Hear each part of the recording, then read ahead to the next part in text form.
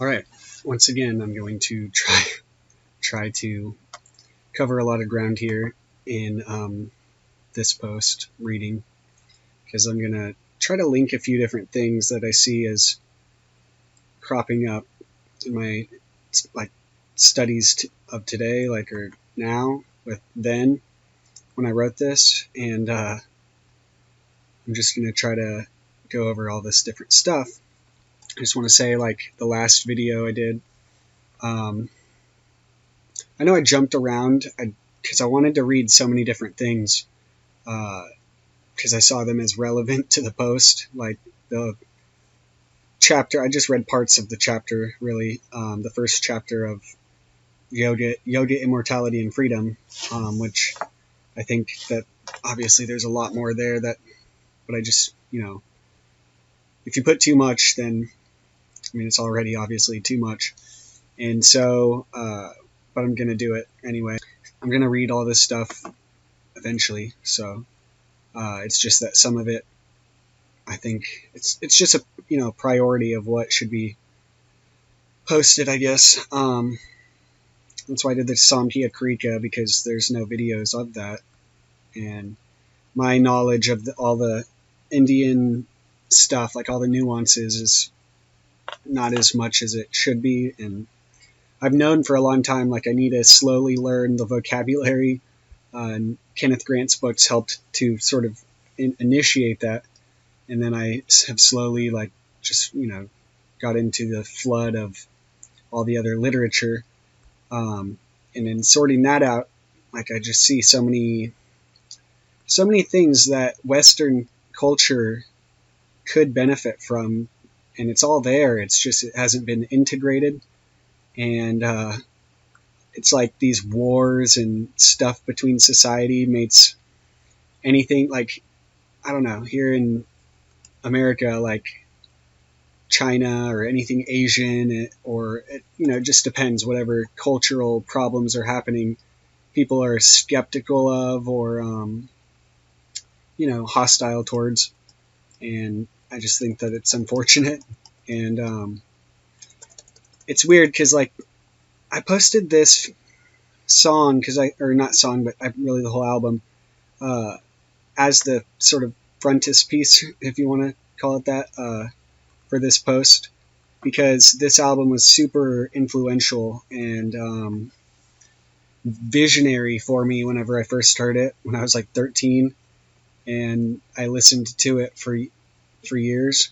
And it's so deep, and I don't know, reading about it and just the symbolism helped to pretty much cause me to just investigate more and more things and sort of develop my own sort of thoughts about things, I guess. I don't know.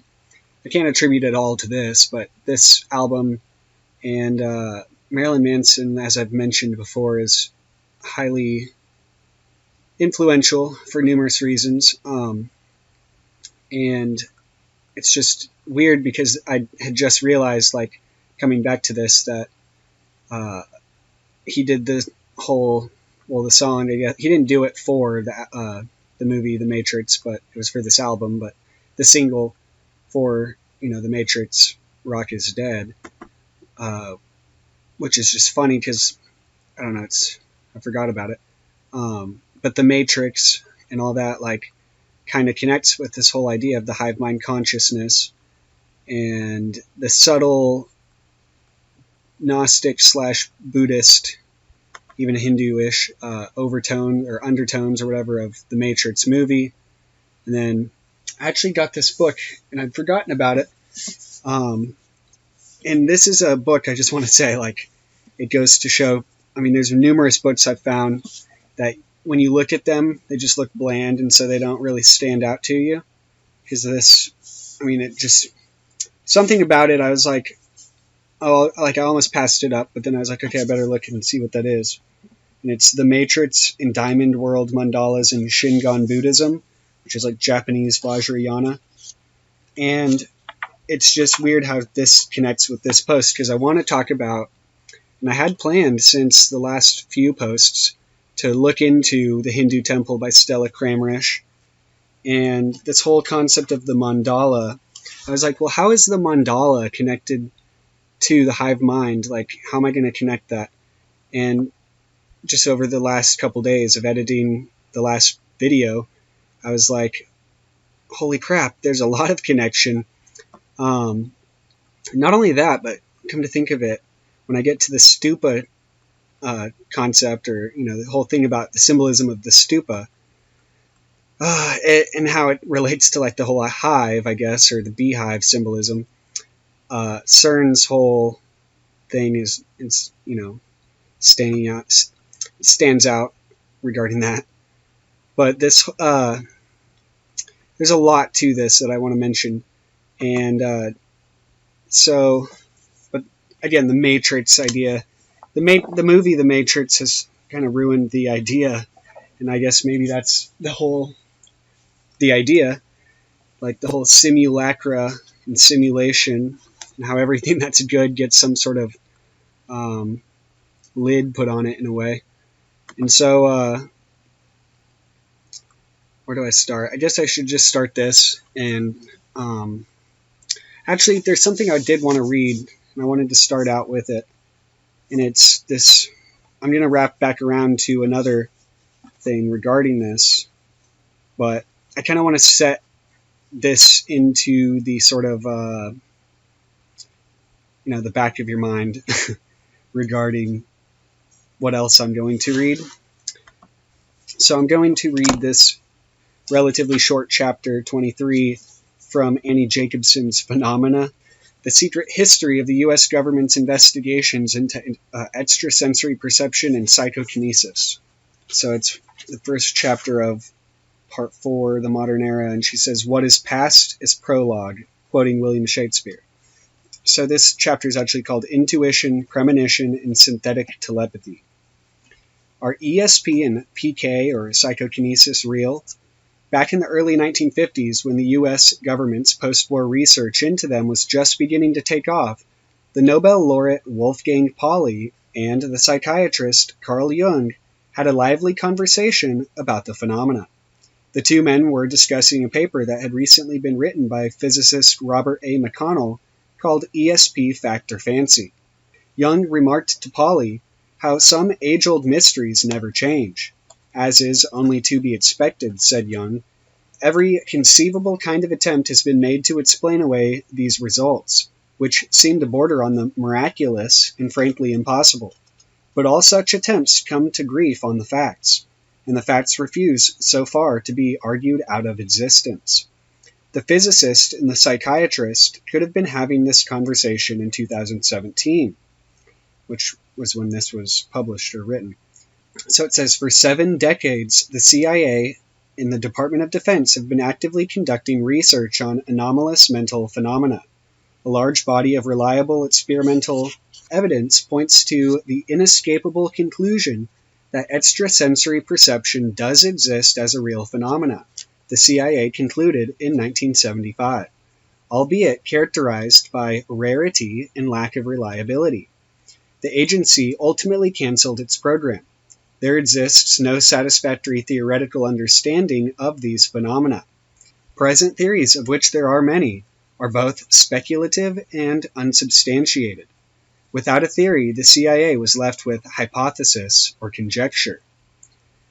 A decade later, in 1986, the Army concluded similarly that its ESP and PK researchers and program managers had succeeded in documenting general anomalies worthy of scientific interest, but that in the absence of confirmed paranormal theory, paranormality could be rejected a priori.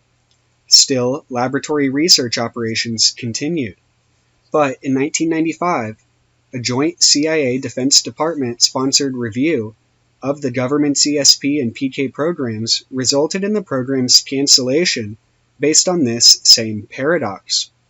Although a statistically significant effect of the phenomena has been observed in the laboratory studies do not provide evidence regarding the sources or origins of the phenomena.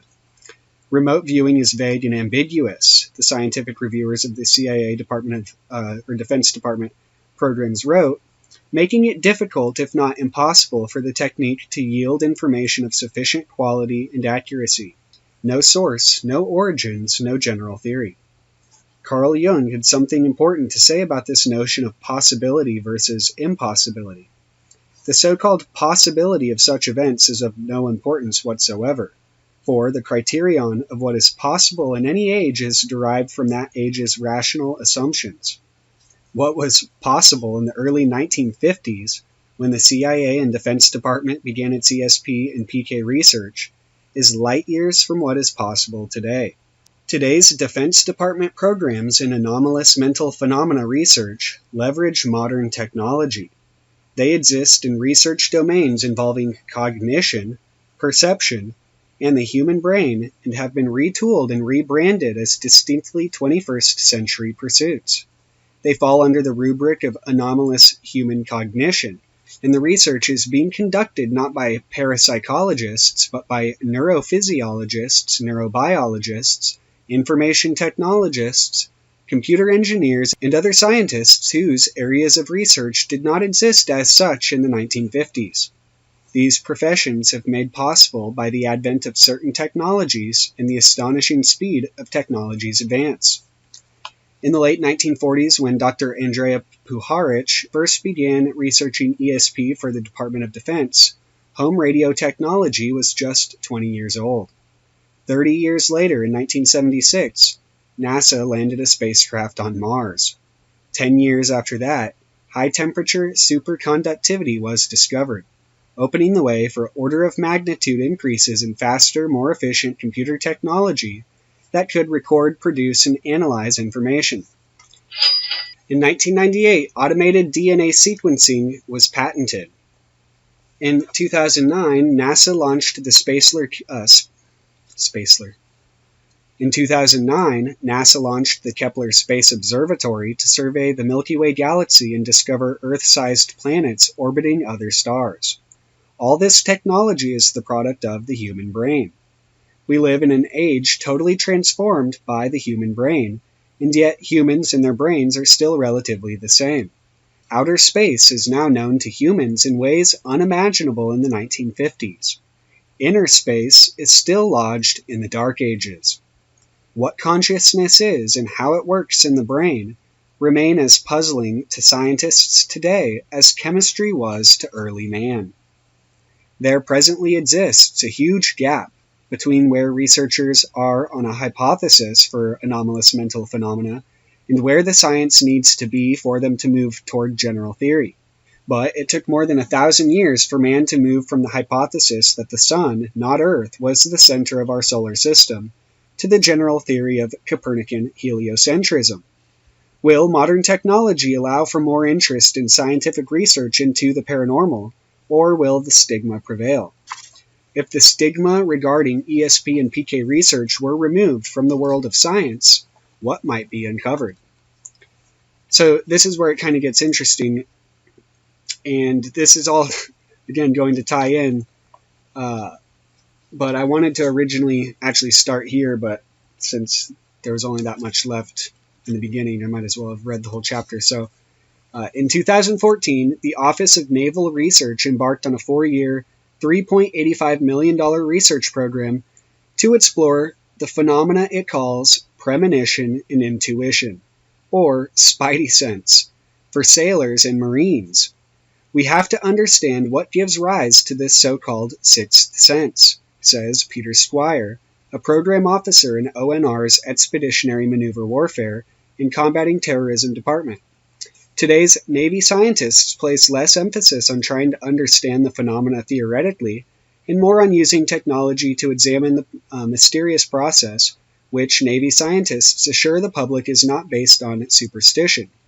If the researchers understand the process, there may be ways to accelerate it and possibly spread the powers of intuition throughout military units, says Dr. Squire.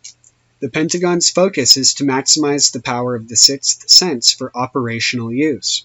And this is interesting because in another chapter, which is The Woman with the Third Eye, they have this history of basically, Like, I mean, everyone denies that there could be a third eye. Not that it's literally a physical eye, but more so like the faculty of vision. But mental vision. It's just funny because then they want to weaponize it. And that's just ironic how that sort of reversal is always used. If we can characterize this intuitive decision-making process and model it, then the hope is to accelerate the acquisition of these skills, says Lieutenant Commander Brent Old of ONR's Warfighter Performance Department for Human and Bioengineered Systems. Are there ways to improve premonition through training, he asks. According to the Pentagon, the program was born of field reports from the war theater, including a 2006 incident in Iraq. Using intuition prevented carnage in an IED, or improvised explosive device, incident. Commander Joseph Kahn, a program manager at the Naval Office, told the New York Times, these reports from the field often detailed a sixth sense or spidey sense that alerted them to an impending attack or IED, or that allowed them to respond to a novel situation without consciously analyzing the situation.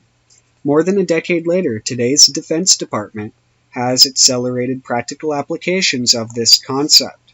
Active duty Marines are being taught to hone precognitive skills in order to preempt snipers, IED emplacers, and other irregular assaults using advanced perceptual competences that have not been well studied. Because of the stigma of ESP and PK, the nomenclature has changed, allowing the Defense Department to distance itself from its remote viewing past. Under the Perceptual Training Systems and Tools banner, extrasensory perception has a new name in the modern era, sense-making. In official Defense Department literature, sense-making is defined as a motivated, continuous effort to understand connections, which can be among people, places, and events, in order to anticipate their trajectories and act effectively. Over decades, wars change location and weapons design evolves, while man's perceptual capacities remain relatively close to what they have been for thousands of years. 50 years ago in Vietnam, Joe McMoneagle used his sixth sense to avoid stepping on booby traps, falling into punji pits, and walking into Viet Cong ambushes. His ability to sense danger was not lost on his fellow soldiers, and the power of his intuitive capabilities spread throughout his military unit. Other soldiers had confidence in this subconscious ability and followed McMoneagle's lead. In a life-or-death environment, there was no room for skepticism or ignominy. If it saved lives, it was real. Since 1972, CIA and DoD research indicates that premonition, or precognition, appears to be weak in some, strong in others, and extraordinary in a rare few. Will the Navy's contemporary work on sense-making, the continuous effort to understand the connections among people, places, and events, finally unlock the mystery of ESP? Might technology available to today's defense scientists reveal hypotheses not available to scientists in an earlier age? At Naval Hospital Bremerton in Washington State, defense scientists and military researchers are exploring cognition and perception in soldiers' virtual dream states. Starting in 2011 as part of a research program called Power Dreaming, soldiers plagued by PTSD-related nightmares have used biofeedback techniques similar to those studied by Colonel John Alexander in the Intelligence and Security Command's Beyond Excellence program under General Albert Stubblebine. For today's Navy, biofeedback has been updated with 21st century virtual reality technology that did not exist 30 years ago. Sponsored by the Naval Medical Research Center, the Power Dreaming program involves a process called cognitive behavioral treatment for warrior trainees. Participants are active duty soldiers suffering from PTSD-related nightmares who are eligible to be sent back to the battlefield. The method, called redreaming, is alleged to be a learning technique that produces changes in the way one's brain processes information. Its goal is to teach trainees to transform their debilitating nightmares into empowering dreams using biofeedback techniques and computer technology. Biofeedback, born in 1962, draws on the idea that the human brain, millions of years in the making, can benefit from seeing itself work in real time. Some of the life processes the trainee can see in real time are as brainwaves, heart rate, muscle tension, skin conductance, and pain perception. The process goes like this. When the soldier wakes up from a nightmare, he gets out of bed and goes to a nearby government-issued computer.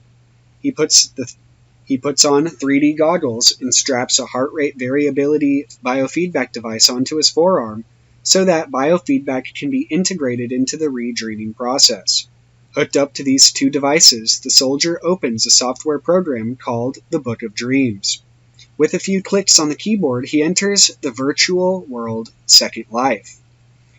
A soldier's first power dreaming session will begin with a virtual scenario crafted to simulate the event that likely caused the PTSD nightmares. It features an avatar of the warrior trainee, a 3D human cartoon of the self.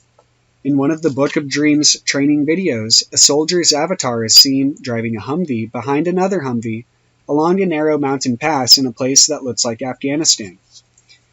The first Humvee is hit by an IED, and the avatar soldier in the second Humvee watches the explosion happen.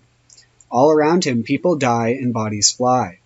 The soldier's avatar tries to help a dying colleague who appears to be missing his legs, but fails. The trainee is instructed to look at his biofeedback information, which appears on graphs on the computer screen, and to begin creating or re-dreaming a new narrative. Using the Book of Dreams software, the trainee can make his avatar run, walk, or fly away from the carnage to any pleasant environment imaginable. New geographical scenarios can be set at the beach, in the jungle, on a mountain, even in an underwater dream world filled with fish. The Book of Dreams allows the avatar to share his utopic virtual world with human or animal companions, including real pets like a dog, or imagined ones like a dragon. The warrior trainee can customize the weather, time of day, in the background music in the Navy training video available to journalists. The music is distinctly Chinese. While moving through this pleasant virtual world, the trainee is instructed to observe the real-time biofeedback data on his computer as the re-dream continues. The information is also monitored and tracked by naval medical research doctors. Can humans alter their consciousness and change their dreams? The Navy thinks so. Using one's mind to change the chemistry of one's brain is psychokinesis, dressed up in a new name for a new age: power dreaming. Government programs that claim to harness the power of the mind to influence matter exist across the Defense Department today. The Pentagon currently supports more than 50 Qigong-based programs for soldiers and veterans, the majority of whom suffer from PTSD. But the National Institutes of Health and the U.S. Department of Health and Human Services still consider Qigong unproven as medicine.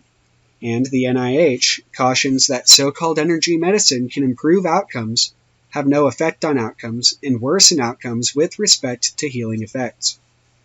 Scientific skeptics insist that Qigong and all forms of traditional Chinese medicine are chicanery, including acupuncture and acupressure. The belief in the mind's ability to affect the health of the body is pseudoscience, according to the Committee for Skeptical Inquiry, successor to the Committee for the Scientific Investigation of Claims of the Paranormal. The Army and the Marines appear to disagree. The Operation Warrior Wellness Program, offered at Army and Marine bases and Veterans Administration medical centers across the country, teaches transcendental meditation to PTSD sufferers. And so Michael Persinger also has a book on TM, or Transcendental Meditation, and Cult Mania, but which I haven't been able to get or read yet. But the TM-based Resilient Warrior Program has been the subject of 340 peer-reviewed studies and has received more than $26 million in grants from the National Institutes of Health. Key findings of the program, with its NIH caveat, unproven as medicine, include a 40% to 55% reduction in symptoms of PTSD and depression, a 42% decrease in insomnia, 30% reported improvement in satisfaction with quality of life, and a 25% reduction in plasma cortisol levels. The man behind Operation Warrior Wellness is the film director David Lynch, who has been meditating since 1973, twice a day, every day. It has gotten me effortless access to unlimited reserves of energy, creativity, and happiness deep within. This level of life is sometimes called pure consciousness. It is a treasury. And this level of life is deep within us all, says Lynch. This drives skeptics wild. The Skeptics Dictionary describes Lynch's effort to help traumatized soldiers recover from PTSD through meditation as being as effective as sharing ice cream cones. At least one study has found negative health effects from meditation. The dictionary's author, Robert Todd Carroll, writes, including feeling addicted to meditation, uncomfortable kinesthetic sensations, mild dissociation, feelings of guilt, psychosis-like symptoms, which again can accompany anything, grandiosity, elation, destructive behavior, suicidal feelings, defenselessness, fear, anger, apprehension, and despair, which all seem to be also concomitant with PTSD to begin with. But at the Defense Advanced Research Projects Agency, or DARPA, in the U.S. Army, scientists are building technology-based mental telepathy systems, called synthetic telepathy, for the modern era. Under the rubric of brain-computer interface technology, the goal, says the Defense Department, is to enable future soldiers to communicate by thought alone. Present-day brain measuring and recording technologies like electroencephalography, or EEG, have advanced to the extent that the brain's alpha rhythms, or electrical oscillations that predominantly originate from the occipital lobe, can be detected, translated into a computer-based speech recognition system, and transmitted to another person at a remote location. With a $4 million grant from the Army Research Office, scientists at the University of California, Irvine, are at work on synthetic telepathy helmets for the Defense Department to allow soldiers to tell machines to do what they want by telepathically thinking about it, as reported in Digital Journal in May 2013.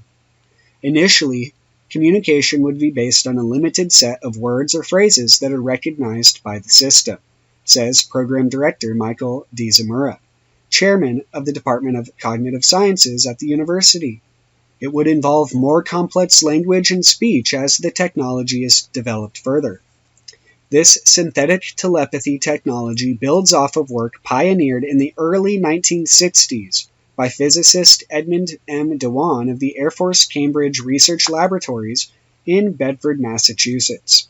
Motivated by a desire to gain philosophical insight into the nature of consciousness, Dewan trained himself and members of his research staff to modulate the brain's alpha rhythms.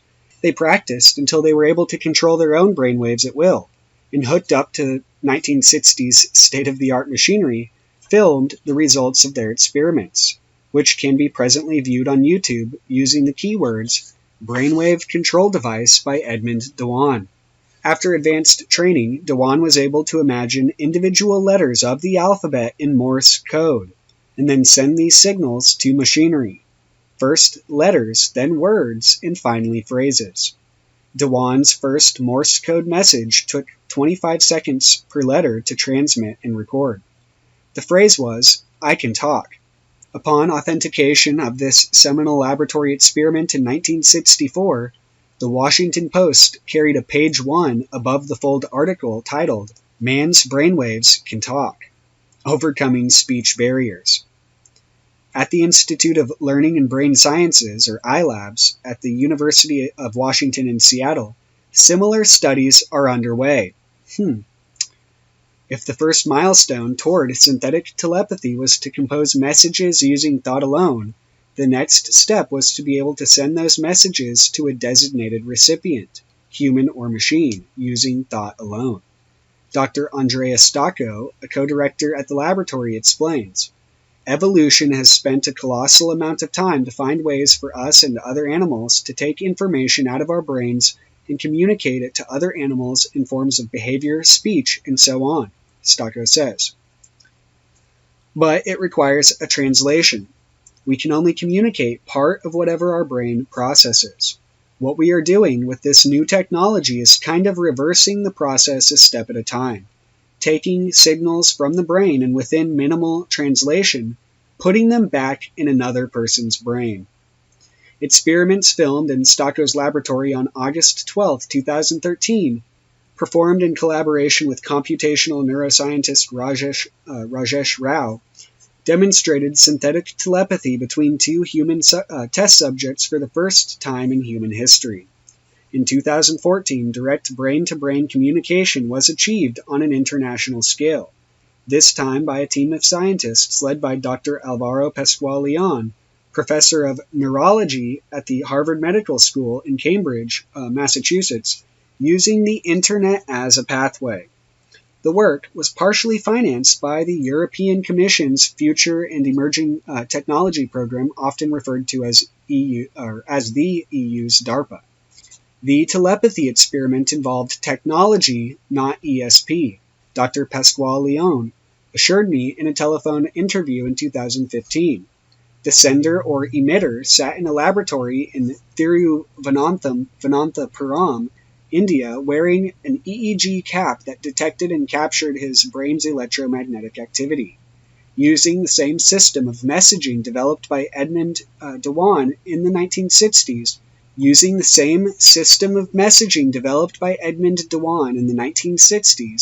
this sender transmitted the mental message "Hola," hello, in Spanish, to 3 test subjects sitting in a laboratory in Strasbourg, France. Each recipient in France wore on his head a magnetic field-generating device called a transcranial magnetic stimulation cap, or TMS cap. The test subjects in France received the sender's information as a sequence of tiny jolts to their occipital lobes, which caused sensations and showed up as flashes of light in the corner of their vision. As a result of this experiment, a coded message was successfully transferred between human brains separated by a distance of approximately 5,000 miles. By using advanced precision neurotechnologies, including wireless EEG and roboticized TMS, we were able to directly and non-invasively transmit a thought from one person to another without the person having to use language to speak or to write. Dr. Pascual-Leon said, "It is a remarkable step in human communication. These direct brain-to-brain communication technologies would have been impossible to fathom in an earlier age.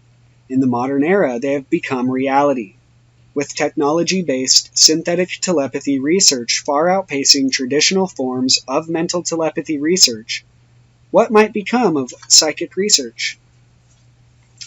So there you have it, and that's just, that's probably why this was a Pulitzer Prize-winning book, just so they could release the information, because this has obviously been around for quite some time, and they have been using human guinea pigs, I'm sure, if you just look around. I mean, how else would they get the wide variety of data in different environments? But so that's kind of interesting considering this post and what I wanted to try to link to it with this whole Hindu temple concept. But let's start this as well, just to get some of this out of the way. I said, isn't it ironic that people will believe that Marilyn Manson's lyrics alone can inspire people to commit horrendous acts of violence before they will believe that there is technology that can do the same thing much more effectively? Or, other forms of material, but this was a point made by Dr. Robert Duncan in his book, The Matrix Deciphered, from 2006. If people can be directed through various media productions to go against their own health and well-being for materialistic and social ideals, then why couldn't more advanced techniques be utilized to direct people for more tactical purposes? This is exactly what Edward Bernays, nephew of Sigmund Freud, proved in the 1920s, and also, I believe, another descendant of theirs is the owner of Netflix, which Freudian propaganda seems to be related to. But anyway, proved in the 1920s that the Western media has proven every year since. The art of public manipulation and the engineering of consent has been perfected in the last century or so of application and testing, and now the results have been translated into computer programs and calculated projections to even more accurately determine cause and effect. So again, the simulation and simulacra and the heart system type shit, the wargaming of the battlefield simulations. Virtually any idea or agenda can be introduced and implemented to any group with the right application and execution, and we need only look back toward the time just before the engineering of consent was published to see what extremes this sort of engineering may lead. So, obviously the propaganda of World War II. Bernays also persuaded Americans to add fluoride to water. I do recall doing that, he said softly during another interview at his home in 1993. Although Bernays was then 102 years old, his memory was good. Selling fluoride was child's play, Bernays explained. The PR wizard specialized in promoting new ideas and products to the public by stressing acclaimed public health benefit. He understood that citizens had an often unconscious trust in medical authority. He understood that citizens had an often unconscious trust in medical authority. He can get practically any idea accepted, Bernays told me, chuckling. If doctors are in favor, the public is willing to accept it, because a doctor is an authority to most people, regardless of how much he knows, or doesn't know. By the law of averages, you can usually find an individual in any field who will be willing to accept new ideas, and the new ideas then infiltrate the others who haven't accepted it. That's an excerpt from page 159 of The Fluoride Deception by Christopher Bryson. Looking at some of the health effects of water fluoridation can tell you why such an endeavor would be beneficial to the engineers of consent. 1. Fluoride exposure disrupts the synthesis of collagen and leads to a breakdown of collagen in bone, tendon, muscle, skin, cartilage, lungs, kidney, and trachea. References. And there's more. The fact that most people cannot even be open to the idea that the authorities or establishment would disempower them in such a way justifies the reasoning behind such motives that initiate and perpetuate such things. William Cooper mentions in an interview a quote regarding such reasoning from Operations Research Technical Manual, or Silent Weapons for Quiet Wars. In view of the law of natural selection, it was agreed that a nation or world of people who will not use their intelligence are no better than animals who do not have intelligence. Such people are beasts of burden and stakes on the table by choice and consent. Recent history has attested to the veracity of this statement, as well as much of what is contained in the manual. Which, if you look at the table of strategies, do this to get this. Keep the public ignorant, less public organization, maintain access and control, points of feedback, required reaction to outputs, prices, and sales, create preoccupation, lower defenses, attack the family unit, control of education of the young, give less cash and more credit and doles, more self-indulgence and more data, attack the privacy of the church, destroy faith in this sort of government, social conformity, computer programming simplicity, minimize the tax protest, maximum economic data, minimum enforcement problems, stabilize the consent, simplicity coefficients, tighten control of variables, simple computer input data, greater predictability, establish boundary conditions, problem simplicity, solutions of differential and difference equations, proper timing, less data shift and blurring, maximize control, minimum resistance to control, collapse of currency, destroy the faith of American people in each other. Well, no bells are ringing or anything at all, but fluoridation is just one of the many installments of manipulation, and it was of major concern to the Nazis. Jim Keith, in his book Mind Control, World Control, quotes Charles Eliot Perkins, one of America's top industrial chemists, dispatched by the U.S. government to assist in taking over the German industrial agent I.G. Farben after World War II. In a letter that Perkins wrote to the Lee Foundation for Nutritional Research in Milwaukee, Wisconsin on October 2, 1954, he stated, I have your letter of September 29th asking for further documentation regarding a statement made in my book, The Truth About Water Fluoridation, to the effect that the idea of water fluoridation was brought to England from Russia by the Russian communist Kramrisch. In the 1930s, Hitler and the German Nazis envisioned a world to be dominated and controlled by the Nazi philosophy of pan-Germanism. The German chemists worked out a very ingenious and far-reaching plan of mass control which was submitted and adopted by the German General Staff. This plan was to control the population of whole areas, reduce population by water medication that would produce sterility in the women, and so on. In this scheme of mass control, sodium fluoride occupied a prominent place.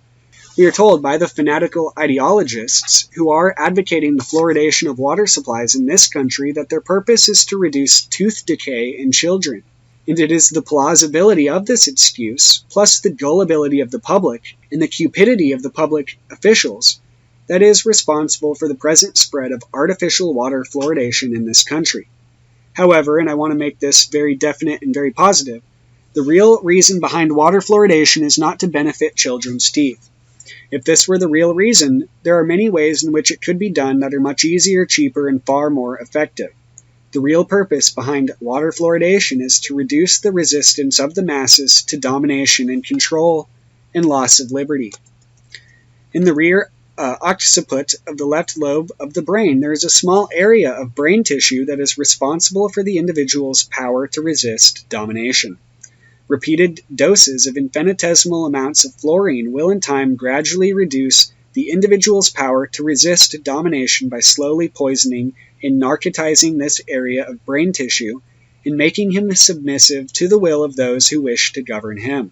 I was told of this entire scheme by a German chemist who was an official of the great Farben chemical industries and was also prominent in the Nazi movement at the time. I say this with all earnestness and sincerity of a scientist who has spent nearly 20 years research into the chemistry, biochemistry, physiology, and pathology of fluorine.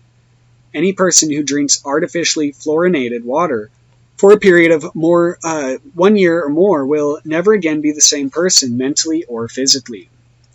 In the World Health Organization's background document for development of WHO guidelines for drinking water quality, fluoride in drinking water, it has been stated clearly that the essentiality of fluoride for humans has not been demonstrated unequivocally, but goes on to show how its toxicity has been shown extensively. Why then it is so essential to have in your drinking and bathing water should be obvious. This document even says fluoride causes dental fluorosis at mere drinking water concentrations.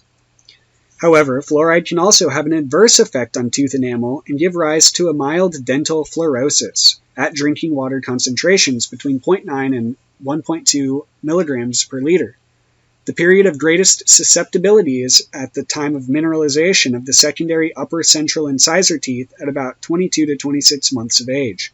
This has been confirmed in numerous subsequent studies, including a recent large-scale survey carried out in China, which showed that with drinking water containing 1 milligram of fluoride per liter, dental fluorosis was detectable in 46% of the population examined. The extent of exposure from food was not clear in these studies. If fluoride can have a potential lethality in high concentrations, and much more easily than having too low a concentration, should it not then be more reasonable to administer fluoride when needed, rather than subjugating all those who may already have too high concentrations to being forced to accumulate more? Surely those who care so much about your teeth enamel would also care about whether you get cancer, right? And so State of Florida Department of Health and Rehabilitative Services, May 7, 1990, Director of Inner City Governmental Relations, Mr. Herb Tolson. Dear Mr. Tolson, I hope you will find the enclosed material helpful. We can provide you packets if you can use them. We administer a federal grant which assists communities that decide to fluoridate by providing funds for cost of equipment, engineering fee, and 2 years' supply of fluoride. Briefly, the grant process is this. The governing unit first passes a motion, resolution, or ordinance authorizing fluoridation. A consultant engineer then designs the system and submits an application for Department of Environmental Regulation permit. He also submits a cost estimate to this office. This office negotiates and or approves the cost estimate and then sends the appropriate official a contract for signature, which is then sent back to his office. As soon as we receive the contract, we request that a check in the agreed upon amount be sent to the community. The community then begins to send us copies of invoices within 3 months of receipt of the check. You will find copies of all the pertinent requirements and document in the packet. The least amount of publicity, the better. There are several tactical strategies that seem to promote success, the first being keep a low profile. The least amount of publicity, the better. If fluoridated water is so good for kids, why do they have to be so secretive and fund it quietly through some Fed agency in such a strange way? In 1975, Dr. John Yoginis published a preliminary study which showed that people in fluoridated areas have a high cancer death rate than those in non-fluoridated areas. The National Cancer Institute attempted to refute the studies. Later in 1975, Yoginis joined with Dr. Dean Burke, chief chemist of the National Cancer Institute, 1939 to 1974, in performing other studies which were then included in the congressional record by Congressman Delaney, who was the original author of the Delaney Amendment, which prohibited the addition of cancer-causing substances to food for human consumption. Yoginis ended up being fired from the Chemical Abstract Service, or CAS, a division of American Chemical Society, located on the campus of Ohio State University at Columbus, for expressing his views against fluoridation during speeches on campus. Yoginis filed a case but was denied action. See Yoginis versus Chemical Abstract Service. The irony is that many cancer-causing chemicals are sold in many products on virtually every street corner, i.e. gas station. So to pretend that they care about the well-being of your teeth as the reasoning for fluoridation is completely absurd. The point regarding all of this, which is still only a small portion of what can be found regarding the topic, which is that, or the topic of toxins and the legality and shady backhanded dealings with things like the EPA. And I worked at Home Depot once, and they don't dispose of the chemicals properly, and they actually make it impossible for employees to. And then if you try to say anything about it and you file an EPA report about it, nothing actually gets done about it. So, and this is happening probably in every Home Depot across cities. So they're taking out the trash and toxic chemicals that they just dump in there out of laziness, because they often have the things you're supposed to put the chemicals when they spill, like a Roundup container or something that's leaking, or doesn't have a lid or whatever. They just throw them in the garbage, and then that gets to get leaked into the streets and added to the runoff. And so I guess that's fine. And all the benzene, as well as who knows what else, gets secreted from the streets. Cancer, this book called The Age of Radiance talks about how there's radiation all over the place, even from general lights. So it's not that it matters, it's the hypocrisy and the selective concern for essentially just taking rights and money. So yeah, the point regarding all this is that there have been for decades warning people of such dangers as mass manipulation through propaganda and drugging, and yet not only the majority of people, which is largely to be expected, but even the top academics and scientists have failed largely in their duties and Hippocratic oaths to stand for what is right, true, and humane, for either a sense of comfort or a payment that can provide it. So many movie and television productions are openly selling in various ways this hive mind or board-like anti-human and anti-mind mentality. The transhuman agenda, or the transhuman movement, is one facet of this. Seeking to gain support through coddling the young, tech-savvy, and gamer-type audiences who have been well-primed to not only accept but demand further mechanical and artificial augmentation of their already largely manufactured and externally engineered lives. While the technology itself could be useful, any expectation that it will be used for the benefit of those who will themselves be used for its development is merely wishful thinking. It's marketing. It's not much else. It's a little bit of progress, but not for you, or for us, or whatever you want to call it. But If the strength of your tooth enamel was really that big of a deal, and if cancer were really a problem needing to be stopped, you would think that they wouldn't be selling everything that corrodes it and causes cancer in every other advertisement and on every other corner, or added to your water supply.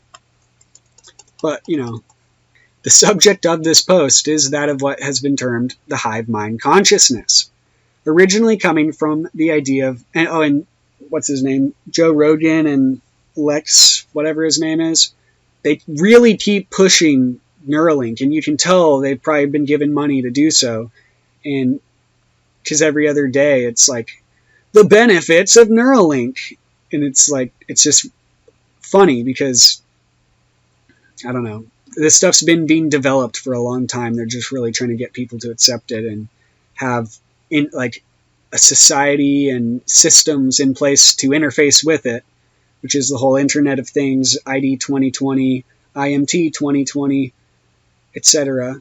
It's all designed to, be engineering right now. Originally coming from the idea of the beehive, which works together or the ant hive. So again, what I was going to say is Joe Rogan and Lex were talking about these systems and unified, theory of everything or whatever, theory of everything. And they were talking about ants and the ant hive or ant hill, ant colony algorithm, so to speak. It's really the ant colony optimization algorithm, but ant colony algorithm just happens to be 666. And ant intelligence, because ant can be Aleph, Nun, Teth, or even with the Tau, if you just interchange the T's and ant and intelligence. Either way, intelligence is 666, but since the S can be ant, A-N-T, ant intelligence is also 666. So again, the hive mind consciousness, ant colony algorithm, the mind, but then again the human noosphere, and etc., compound devices allowing for Neuralink interface, and all the things that Annie was describing. And also further, that was her more new book, Phenomena, but she's also got this book, The Pentagon's Brain, which goes into more behind all this stuff. So I wanted to get to at least a little bit of that here soon. But so anyway, I'm just seeing how obvious these things are, and yet again, $4 million, 26 point whatever, 85 million billion, like all these millions of dollars to study things that really shouldn't. I guess for the technology and for the rollout and blah blah blah, it's going to cost a little bit, but I think some of these people are a little too highly paid for not very much at all, and while literally everyone's literally slaving away like little ants.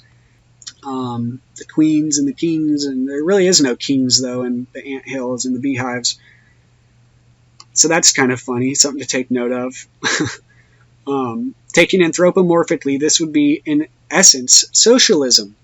The hive mind is naturally inimical to the individual, or communism really, but the hive mind is naturally, because really, yeah, they're not really distributing very well. Like even now, I don't know. So socialism and communism seem to sell best, as an ideology, in capitalism or capitalist economies or whatever. It's just ironic. When you actually have them, they don't seem to be that wonderful. But the hive mind is naturally inimical to the individual because the individual, if aware that he may be expendable, may be himself inimical to the hive.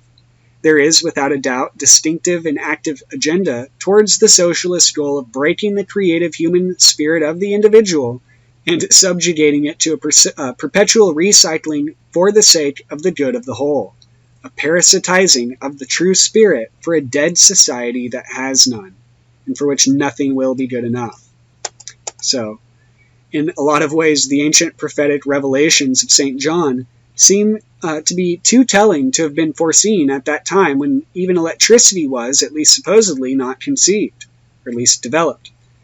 The number 666, or 666, which is mentioned specifically to be understood by those with wisdom, the Chakma Nestora, or secret wisdom, i.e. the Kabbalah, relates to the hive mind consciousness directly via revelation.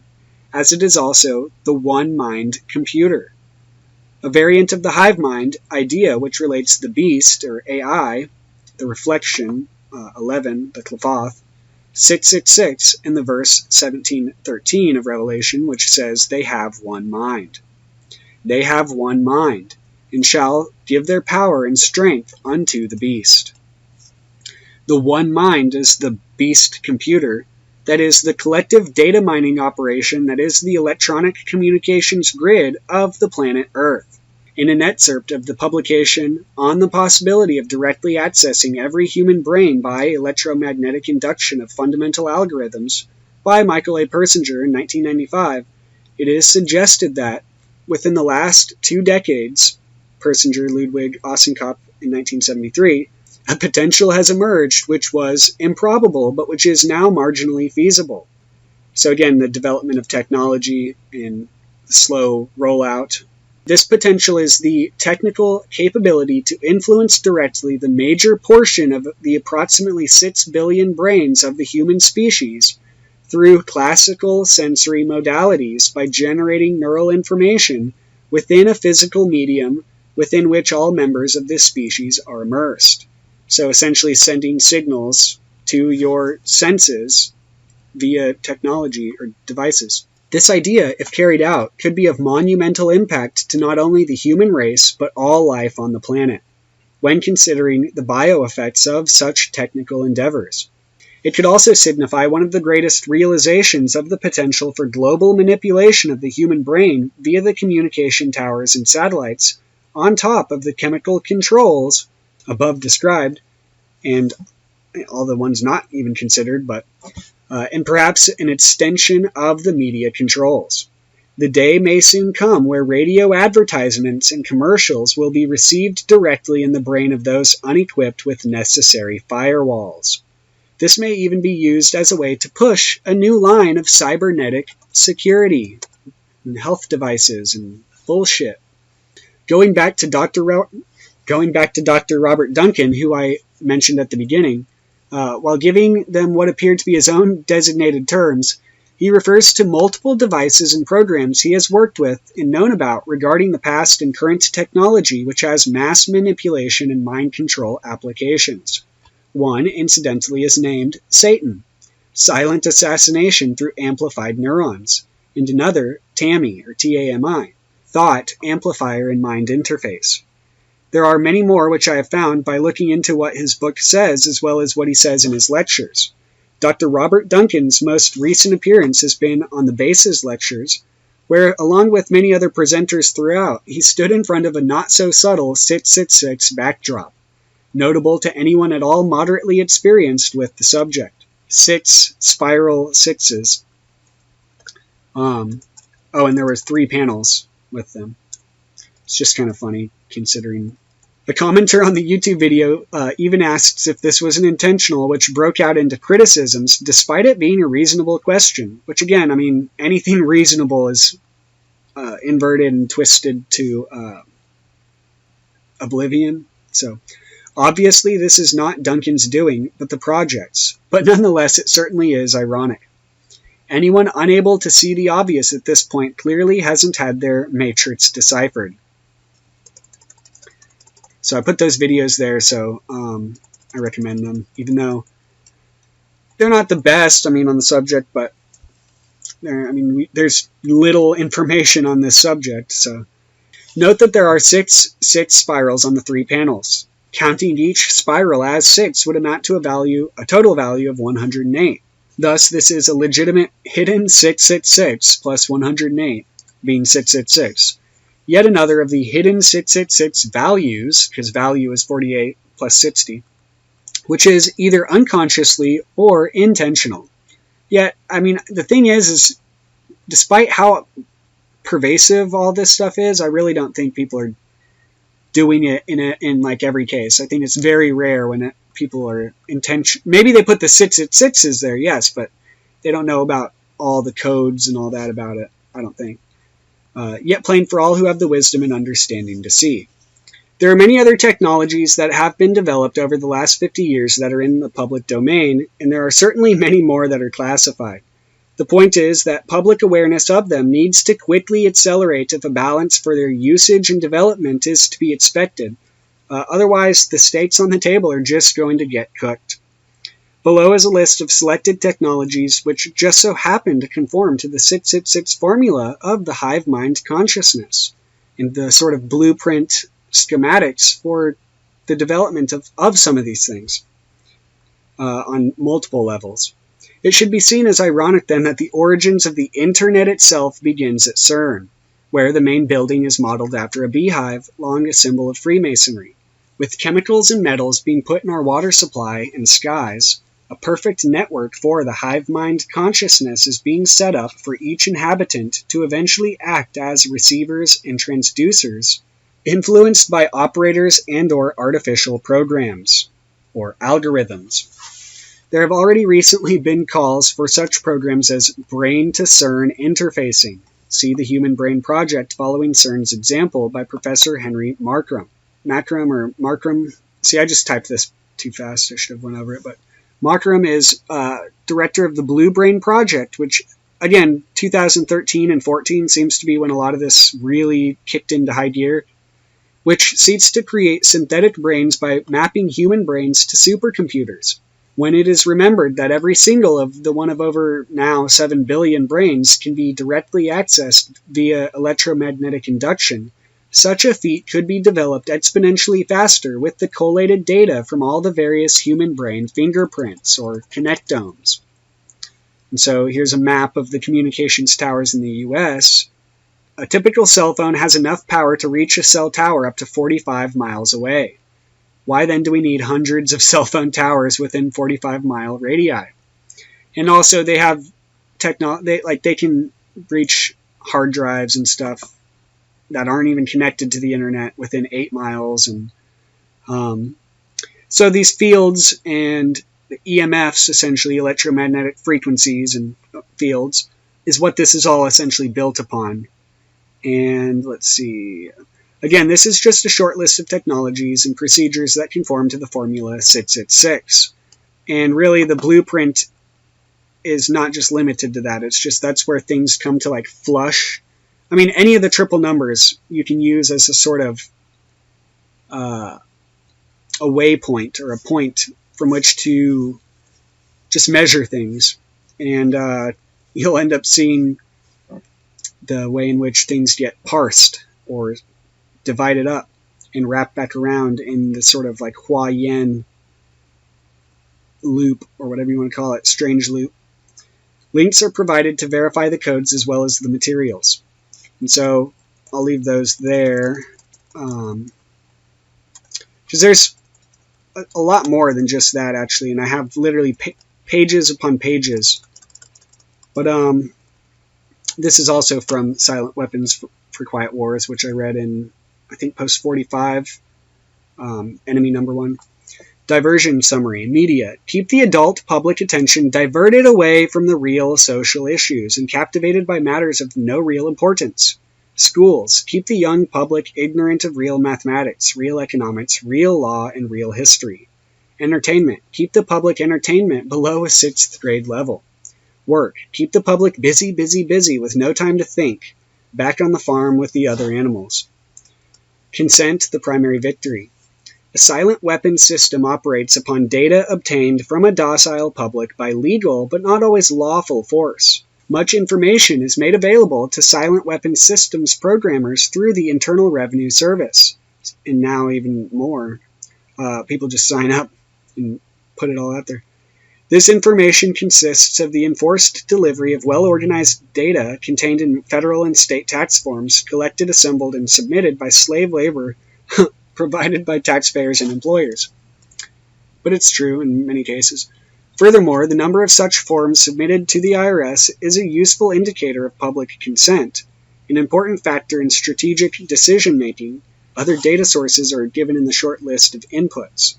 Consent coefficients, or numerical feedback indicating victory status, psychological basis, when the government is able to collect tax and seize private property without just compensation. It is an indication that the public is ripe for surrender and is consenting to enslavement and legal encroachment. A good and easily quantified indicator of harvest time is the number of public citizens who pay income tax despite an obvious lack of reciprocal or honest service from the government. Oh, and Metropia was an interesting movie. Not because, I think that it's literally true or anything, but it's just the dynamics involved are kind of archetypal, I guess. But yeah, this post is interesting. I want to kind of go over this other stuff though now. What was it regarding the Hindu temple and just the geometry of the number I keep seeing pop up is 444 in my mind, and it's also when I saw the word neurology, I remembered when reading that thing from Annie Jacobsen, neurology is 444, which obviously there's a lot embedded or packed into that, I guess, because DMT is also 444, and so is mescaline, which I found crazy, mescaline with a shin and gimel for C, because it's 444. I see it as this sort of like plant life number, but then again, it's elements, so it's like, all right. In Shinto, which is like the Japanese animism religion, but 444, so it's like cram-packed with all this connection, and yet it's also Huayan Buddhism, so Huayan Buddhis with a shin and an M, Huayan Buddhism, which is the school of Buddhism dealing with essentially like fractals, or this fractal lotus or mandala concept. Again, 444 is labyrinth and mandala. All right, so I just want to say before I get started that even though I use or mention and put up all these like codes that I find, it doesn't necessarily mean like I think therefore it's true or anything like that. It's more like it's just ironic that the subject exists or the idea exists, and then the numbers happen to kind of fall into like, if not a triple number pattern, which usually is where things kind of, like I said, flush out to or achieve like an apotheosis in, but then even the seemingly random numbers like will have their own characteristics that remain like confined to that number, but then also cross relate, and you'll see that sort of thing. Like you can see something play out in this, like in those numbers, that actually happens phenomenally or in the real world. And it's just crazy because when you add those things to your database, like if you go, like how I started with just the basic Hebrew words and like Crowley Sefer Sephiroth, and then also the Greek, and I started getting like the Greek god names and then philosophy words, and slowly just started building on there, and then to the point where now like I have ancient or just fundamental things, and then the modern, more precise or particular, unique things will be seen to be almost like reincarnations in a sense, like, or just, a similar process, not literal reincarnations, but I could see how that idea would, parallel. But so there's a lot of codes in all these things, and it's essentially just like, it just shows that even though these systems weren't even fathomed, the codes can, break up into even, like these numbers can break up evenly into codes that show like blueprints essentially. And some of it's simple and obvious, and then some of it's highly complex and technical. And it's like ephemeralization in the vector equilibrium of the numerology itself, so to speak, using Buckminster Fuller's terms, meaning ever increasingly complex formulations can be found in the, what are they, phase space cells or the space cells of a blueprint or a matrix, i.e. matrices being plural. And again, like the whole concept of the matrix has been overused at this point, but it goes really far back. And so this whole, I mean, it means like a mandala essentially, or a hold, or a, matrix being like, not necessarily, when you say a womb, you think of a literal womb, but they even call it the womb and matrix mandalas in Buddhism, Shingon Buddhism. And so I wanted to read some of this Hindu temple thing because it shows how this sort of like geometrical basis of the temple, and yet how it's sort of an as above, so below, in a sense, representation of Prakriti modifying, or Purusha modifying Prakriti, and this whole concept of the Hinayana, or small vehicle, and the Mahayana, or greater vehicle. Again, vehicle being 64. And so 64 being 8 by 8, and also time, even though time is debatable as to whether or not, like, what it is, but essentially being 4 cubed, it's where things kind of come to a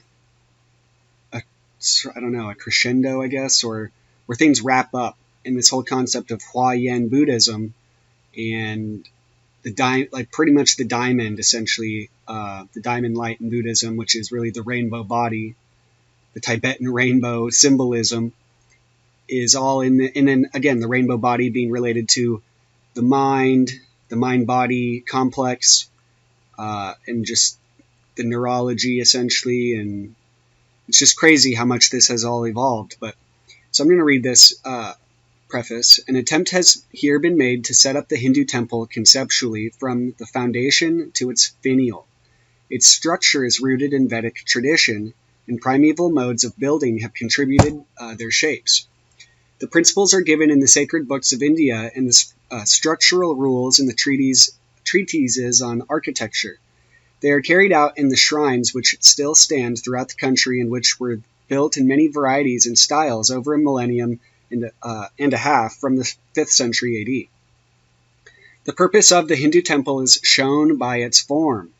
It is the concrete symbol of reintegration and coheres with the rhythm of the thought imagined in its carvings and laid out in its proportions.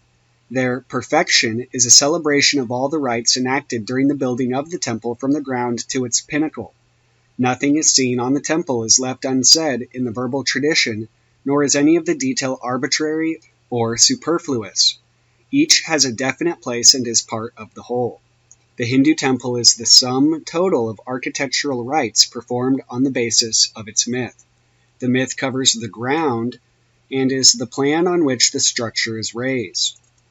And so again, these things stand out to me because sometimes they're just fundamental ideas, but they'll recur throughout other fields, essentially, other subject matter. Because again, ground could be electrical in terminology. The gods always play where groves are near, rivers, mountains, and springs, and in towns with pleasure gardens. The Brihat Samhita. And Bhavisya Purana. Yama, death, has given us the residence on earth. Yama indeed rules over the earth, and it is he who grants the sacrificer a residence on this earth. Satapatha Brahmana. So I don't know if I want to read this whole first chapter, because I think it was like the second chapter I wanted to get to. Let's just look over it real quick. Life as a pilgrimage from birth to death has many stations. In India, death is but another station, and in itself does not bring final release or moksha. Final release from all conditions of existence, from all limitations, is granted through knowledge, Brahmavidya. And knowledge, the realization of supreme identity, is the means and the end itself. It is the means and the end itself it gives, and is release. Some attain it while alive, Jivan Mukti, others at death. To the great mass of people who are without the faculties and training to make them fit for the realization of the supreme principle by knowledge, other roads lie open which also lead to the center. Pilgrimage is one. It brings joy, or bhuti, and release, moksha, to those who have achieved control of their minds and of the actions of their hands and feet, who have sapience, vidya, and who have practiced austerities and have a good name. Agni Purana. The places of pilgrimage are distributed through the entire country and are called Tirtha and Kshetra. The number of these sacred sites is large. The Mahabharata speaks of hundreds of places of pilgrimage. Tirtha is the name of a place of pilgrimage on the bank of a river, the seashore, or a lake. The meaning of the word is a ford, a passage. Water, the purifying, fertilizing element, being present, its current, which is the river of life, can be forded in inner realization, and the pilgrim can cross over to the other shore. The place of pilgrimage is the end of the journey to the center, but it is not itself the goal, and only the means for crossing over to the center. For this reason, the number of Tirthas and Kshetras is indefinitely large. For this reason, too, no journey need to be undertaken at all. Kshetra is sacred ground, and sacred grounds, plural, obviously referring to all of them, is 666 as well. Because sacred is 273 and grounds being 60 plus 333. A field of active power, a place where moksha, final release, can be obtained. The Garuda Purana, 1:16-14, enumerates 7 cities as givers of moksha. They are Ayodhya, Mathura, Maya, Kasi, Kanchi, Avantika, and Dvaravati. The sacred geography of India, and South India, which keeps coming up, like when I see it, when I was reading about the Tirumantiram, South India is 666 as well, which is apparently like super holy, recognizes the whole country as a field of more than human activity. It is carried by the rivers from the celestial region, where they have their prototype and origin, down to the earth. Shaiva tradition knows the special potency of certain places, or pitha, in India, resulting from the fall to earth of the dismembered body of the dead sati, a form of which Mahamaya had assumed. Where its parts came to be, the energy associated with the special part or limb was added to the earth, strengthening that particular spot and leading to an attainment of the corresponding faculty by man. Distributed in 51 centers, the power of Mahasakti is integrated in the soil of India. Swami Karpitriji, see explained in The Secret of the Sacred Places in an article on Pitha Rahasva. The realization of the descent of more than human power to earth makes Indra a sacred land. Near the water and at other definite sites, its presence is more strongly felt. Some of these, consequently, are laid out in a particular way, such as Kurukshetra, where the 4 corners of the potent field are marked each by one place of pilgrimage, and the middle is occupied by the place of central sanctity, or Pataliputra, in the middle of 4 towns. In view of the descent of the sacred power to the earth, which again is like the river of Brahma's 5th head, which was cut off by Shiva, it is ontologically its own projection from the beyond, along the vertical axis. This symbolism belongs not only to the sacred geography, but more ostensibly even to the sacred architecture of India. There is one Tirtha where one should always bathe, and thus this is the Tirtha of the mind, Manasa Tirtha. It is deep, clear, and pure. Its water is truth, Satya, and metaphysical knowledge, Brahma Jnana. Those who take this bath see the principles, the true nature of things, Tattva Darshan. The Tirthas and Kshetras on Indian soil are potent sites where a presence is felt to dwell. Its support is in the place itself. Whatever makes the site conspicuous or memorable is reinforced in its effect by the attention of the people directed towards and concentrated on that spot. In such places, the gods are seen at play. The gods always play where lakes are, where the sun's rays are warded off by umbrellas of lotus leaf clusters, and where clear water paths are made by swans whose breasts toss the white lotus hither and thither, where swans, ducks, curlews, and paddy birds are heard, and animals rest nearby in the shade of nicula trees on the river banks.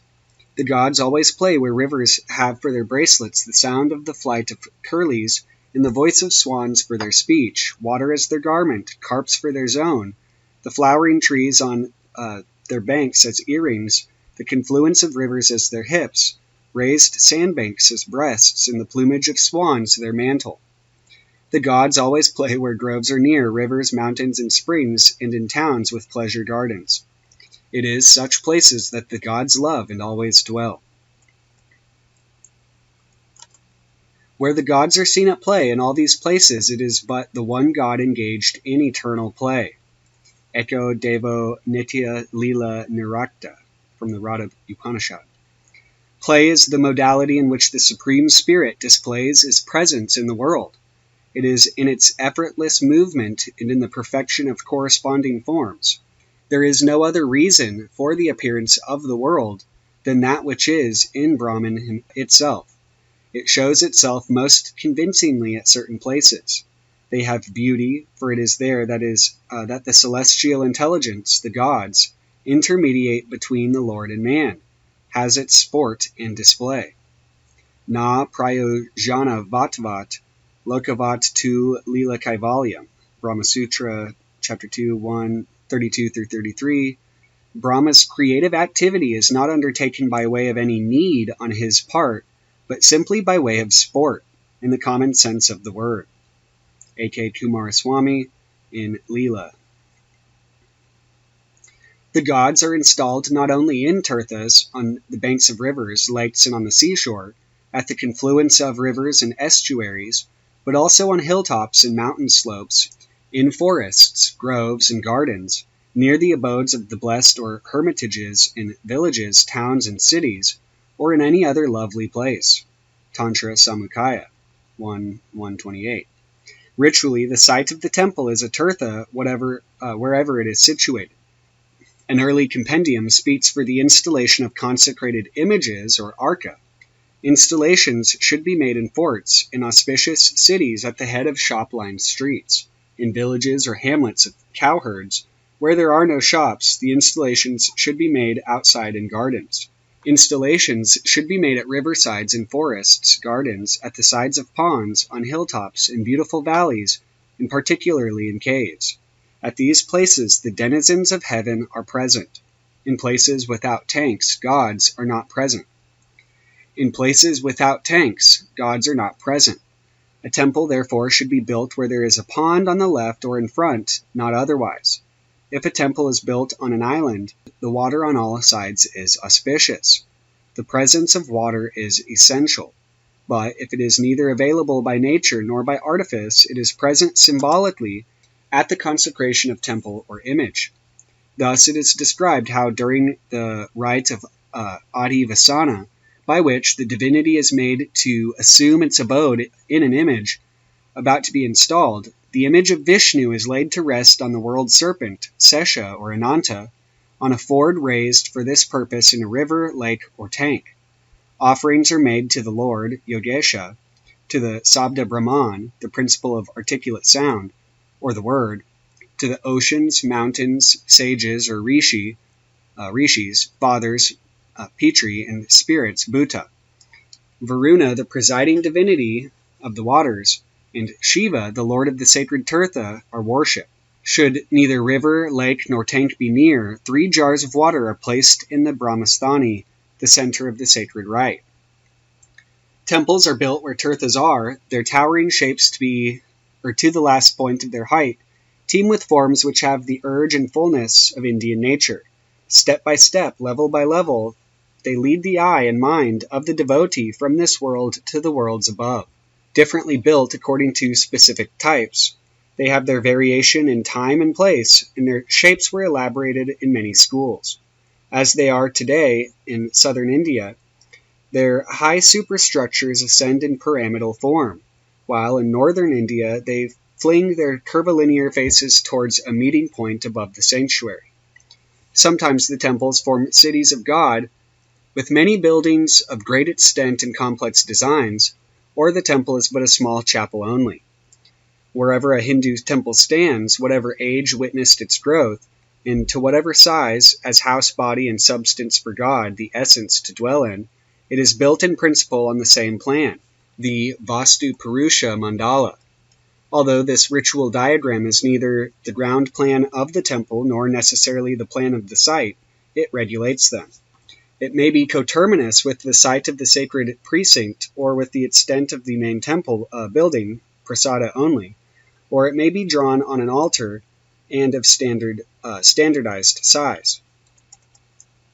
The Brihat Samhita, chapter 35:10, prescribes the Vastu Mandala of 6 square for temples.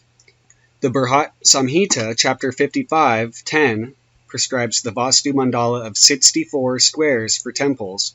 Chapter 52, 42-54 gives the Vastu Mandala of 81 squares, also for other buildings and for towns, villages, etc. The Agni Purana, chapter 93:42, lays down 5 cubits, hasta 7 1/4 or 7.5 feet, square as standard size of the Vastu, if not otherwise specified.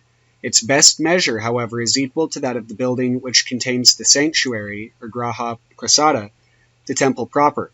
The latter definition is also given in the Samara Ruga Nasutradhara, chapter LIX 3, where, however, the plan to the end of the 2 diagonals of the Prasada of, or Vimana, the temple proper, is stated to have 81 squares.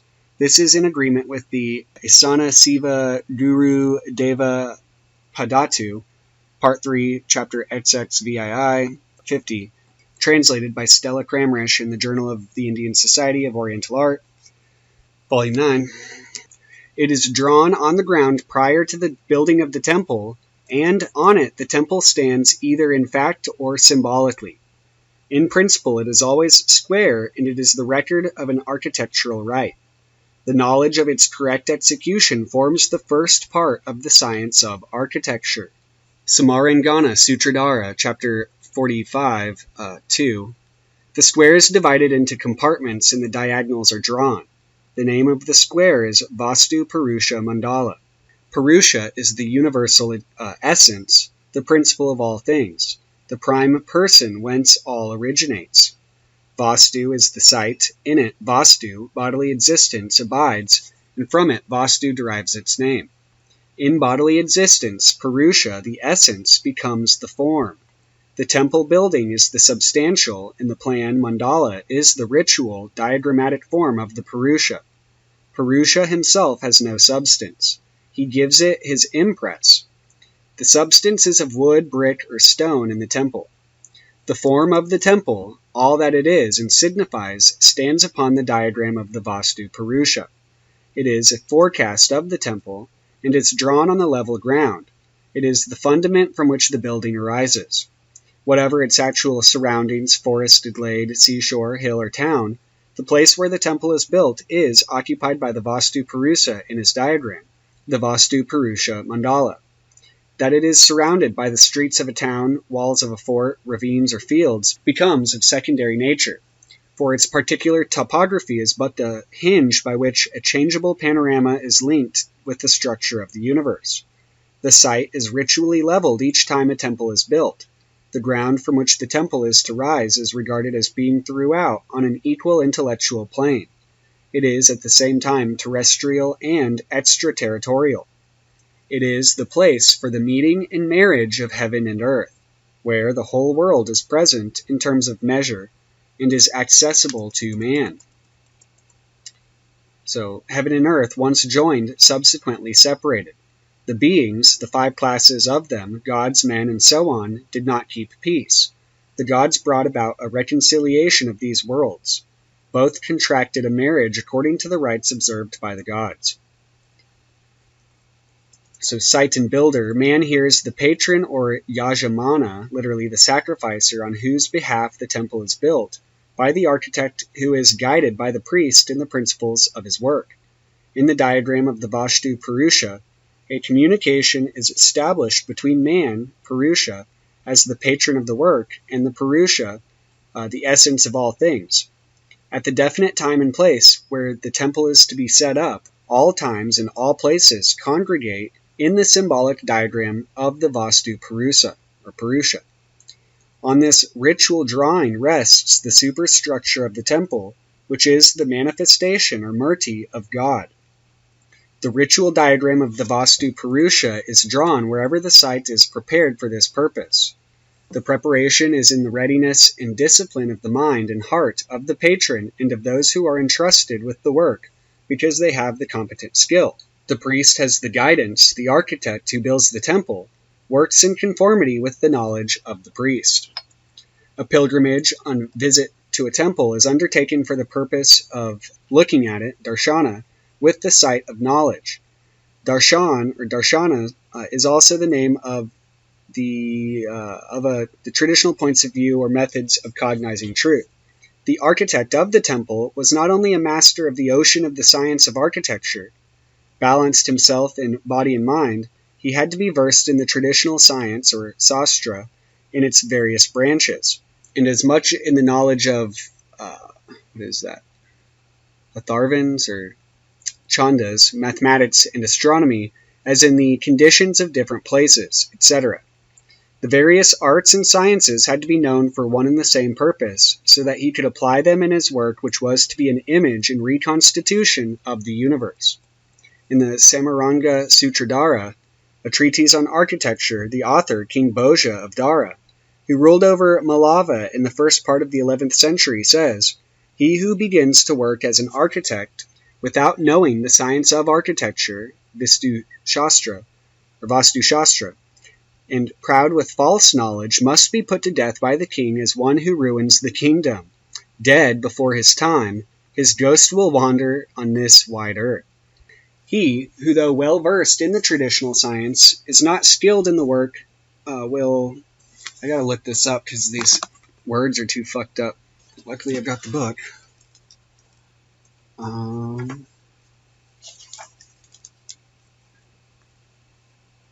He who begins to work as an architect, sthapati, without knowing the science of architecture, Vastu Shastra, and proud with false knowledge, must be put to death by the king as one who ruins the kingdom, Raja Himsaka. Dead before his time, his ghost will wander on this wide earth. He who, though well versed in the traditional science, is not skilled in the work will faint at the time of action like a timid man on the battlefield. He who is expert only in his workmanship, but unable to understand the meaning of the traditional science, will, like a blind man, be misled by anyone.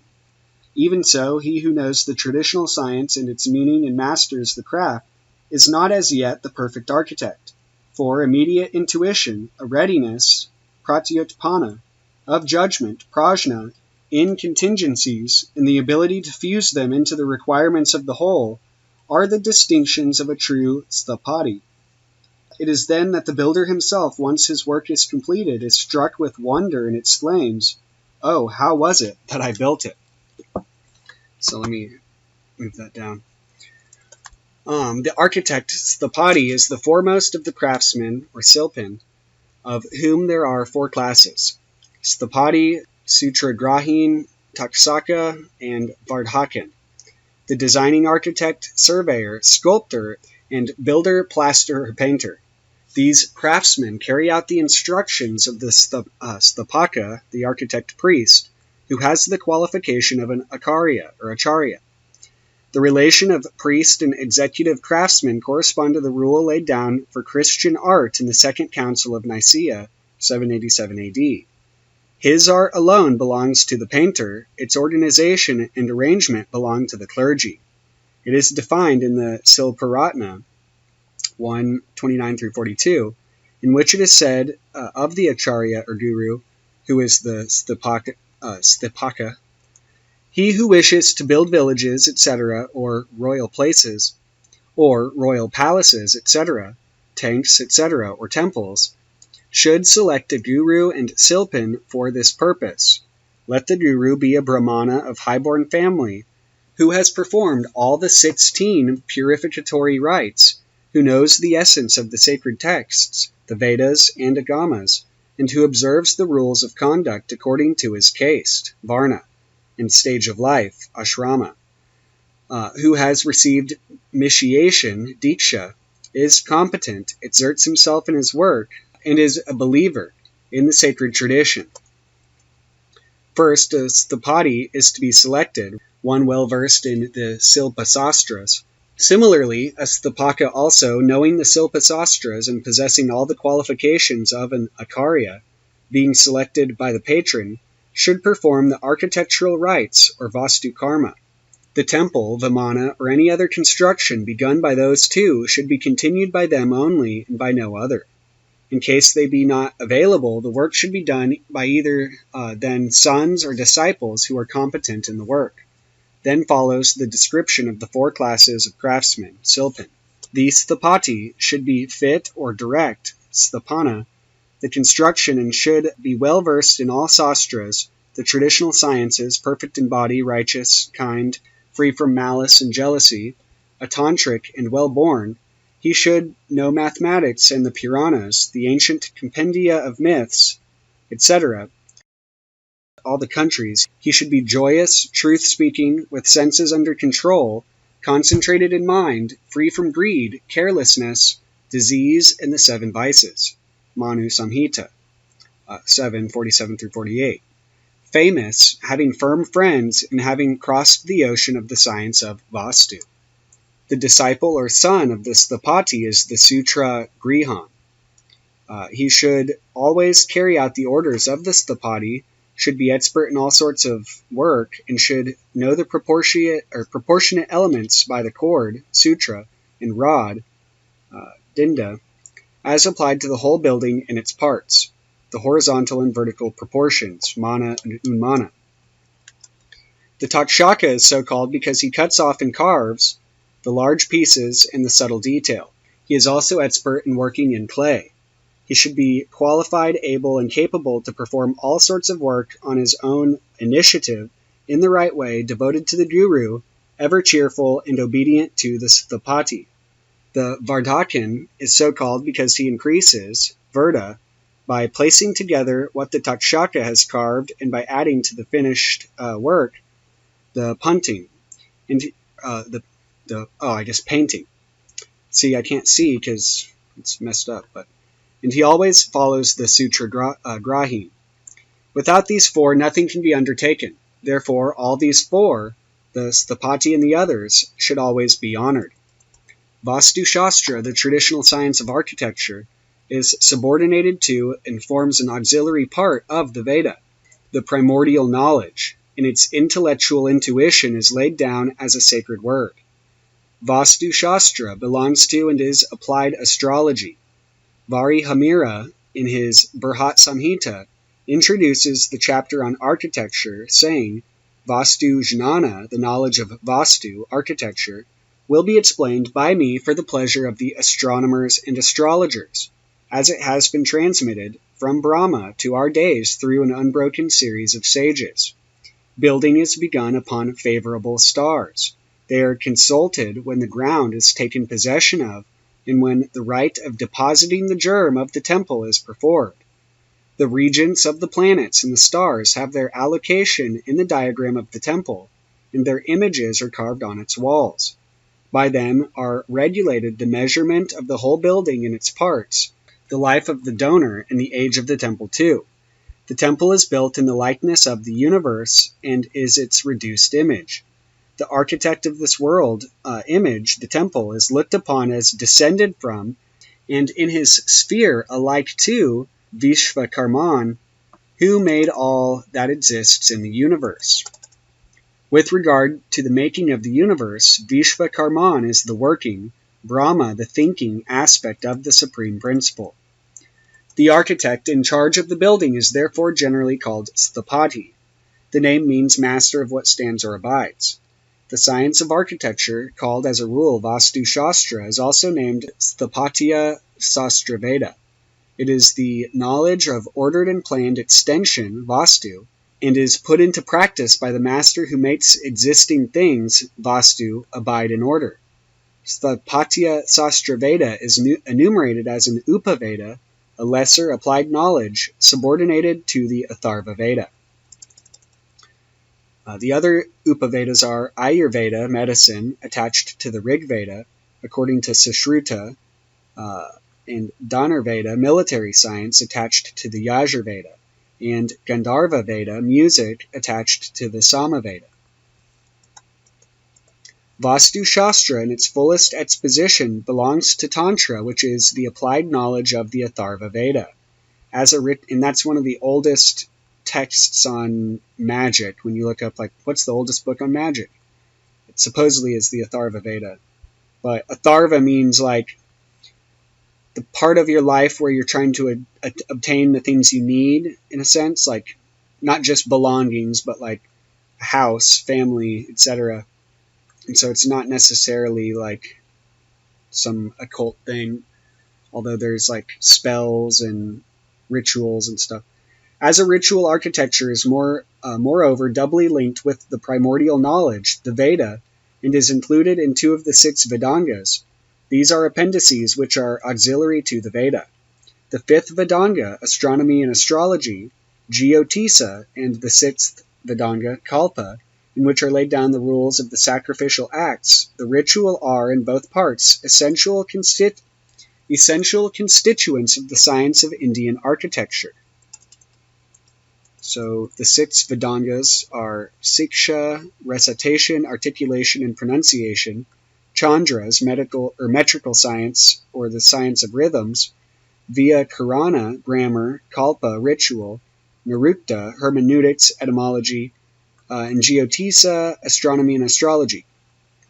The Sulva Sutras, contained in the Kalpa Sutras, represent the rules and give proportionate measurement for laying out and piling up the Vedic altar. The main subjects included in the general education of a Hindu were Lipi or Lekha, the alphabet, reading and writing; Rupa, drawing and geometry; and Ganana, arithmetic. These subjects were taught from the age of 5 till the age of 12, and in their higher stages up to the age of 25. The Hathigumpa inscription from 163 BC says that King Kharavela spent 9 years, from the age of 16 onwards, in the study of Lekha, Rupa, and Ganana. A knowledge of form, Rupa, number, and proportion was an indispensable equipment. Mathematics and architecture had their root in the Vedic altar.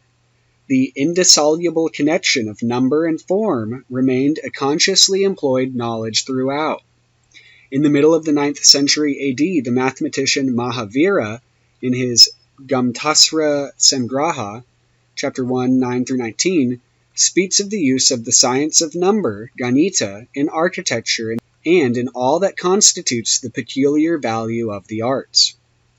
See B.B. Datta and A.N. Singh in The History of Hindu Mathematics, Part 1, page 5.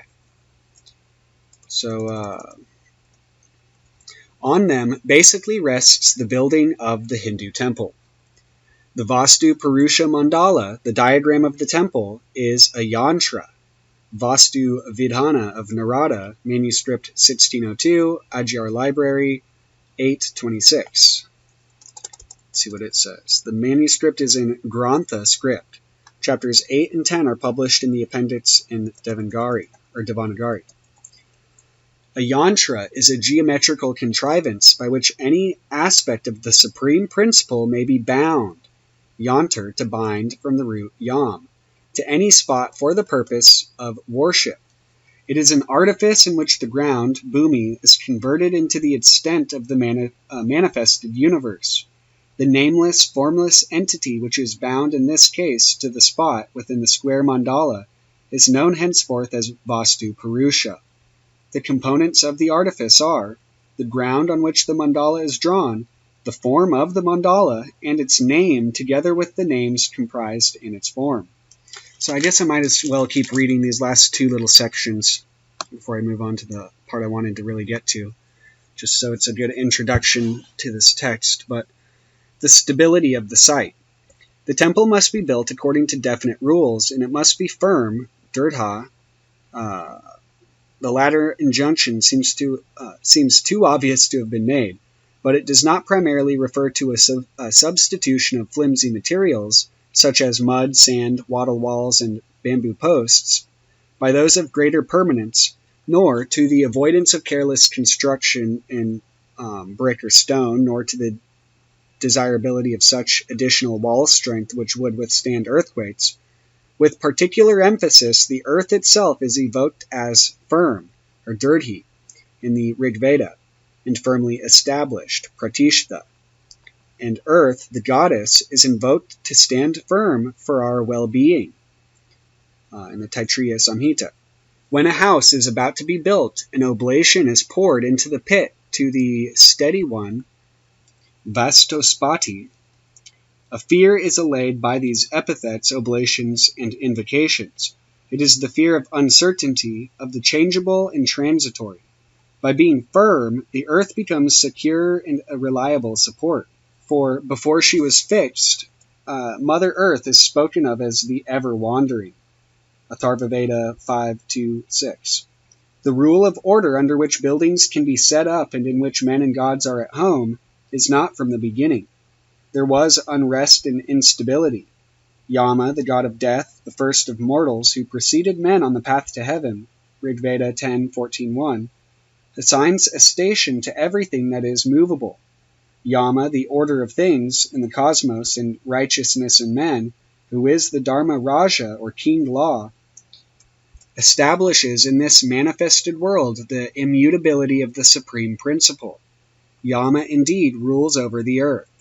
As it was in the beginning, so it is repeated with each building.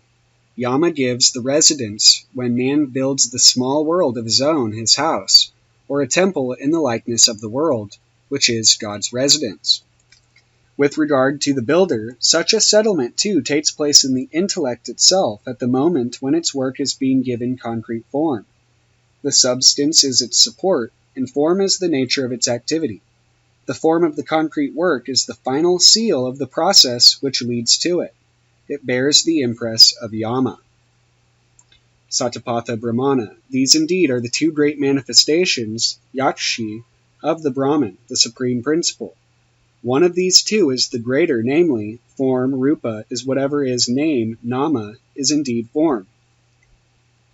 King Bhoja in the Samaranga Sutradhara 6:527 and 7:734 recounts the afflictions of men when the wishing trees, or kalpa druma, which in the Kirta Yuga had their home and sustenance, and when the gods too withdrew to heaven, it was then that King Prithvu, the first of men who was installed as a king, attacked Prithivi, the earth, with his bow in order to level her. Samarangana Sutra 1:6-24. For she was full of mountains, obstacles to communication and order, which he had set himself to establish. But she ran away in fear, changing her shape into that of a cow, and took refuge with Brahma, the creator, who also King Prithvu then approached. Brahma mediates between them, makes King Prithvu the protector of Prithivi, the earth, and makes her yield to him the crops and the sites for building towns of men and gods. King Prithvu does his work at a definite stage in the history of the world. His prototype is Yama, the Dharma Raja, King Law and Order. King Prithvu, who has made the earth yield, and she, the broad one, Prithivi, are thence connected in fact and name. Her fugitive, errant state has found rest. The earth will no more run away. She exists protected by law and order. The contract is sealed when her plains are plowed and her ground is leveled for buildings. It is then that the earth is a place of abode, or ayatana, for all gods, and the building ground, or bhumi, the share of the gods. Full of life is the earth, it lurks in her and hovers about her. The geni loki are many. It is necessary that they should depart when a particular spot on the surface of the earth is chosen at their proper time for being committed into the level and plan of the temple, or commuted into the level and plan of the temple. The site is taken possession of for that divinity whose presence will be invoked and beheld in that temple. Those entities that were active in the site hitherto would be redundant. They are asked to leave with the rhythmic formula or mantra, let spirits, bhuta, gods, deva, and demons, rakshasa, depart and seek other habitations. From now this place belongs to the divinity whose temple will be built here. So I guess that's in the Brihat Samhita, Isanasiva, Guru Deva Padatu, Mayamatu, Vishnu Samhita, and Agni Purana and Manasara. With offerings, gods, spirits, and demons are bid to leave. This gracious gesture releases their forces and sets the site free from all particular associations. In this way, too, it is steadied and expurgated. Emptied of its former contents, it retains its receptiveness and the power to assimilate new ones. Finally, it will have to be leveled, and the plan and forecast of the temple will be laid out on the ground. Purification, insemination, and leveling of the site. Before this can be done, the fitness of the soil has to be ascertained by several tests. A pit is dug, and the earth which has been taken out is put back again. In a descending degree of its quality, it then either exceeds the pit in quantity, is level with it, or lower, or water is put into the pit overnight, the quality of the soil is judged according to the quantity of water found there in the morning, or a flame put into the pit burns, or else is extinguished. In the latter instance, the soil is unsuitable and has to be abandoned. These and other practical tests are described in the Brihat Samhita and elsewhere. They are performed after the sound, smell, taste, shape of the consistency, and color have been examined. Finally, the fertility of the soil must be tested. The Matsya Purana prescribes, according to the color of the soil, white earth for Brahmanas, red for Kshatriyas, yellow for Vaisyas, black for Sudras. The castes in the earth correspond magically to the colors. Then comes an examination of the flavor of the earth, whether sweet, pungent, bitter, astringent, and its suitability is determined in the same hierarchy. When the suitable land has been acquired and the ground is plowed, seeds are sown and the quality of soil is tested according to their germination in 3, 5, or 7 nights, etc., and according to the size of the young plants. All this is being done to assure oneself of the fitness and ritual purity of the soil. For the same reason, all extraneous matter, salya or thorns, has to be removed from the soil so that it does not stand in the way of the divinities who henceforward will be assigned them places. Its presence also forebodes evil to the builder and is felt as an uneasiness and local irritation in various parts of his body. Magic is active, and divinatory science establishes the correspondence between the soil to be built on and the body of the builder. Magic consists of actions expressive of a will for reality. The correspondence is constructed as a token of identity between the soul which will be transubstantiated into the body of the Vastu Purusha and the person of the patron as Yajamana or sacrificer.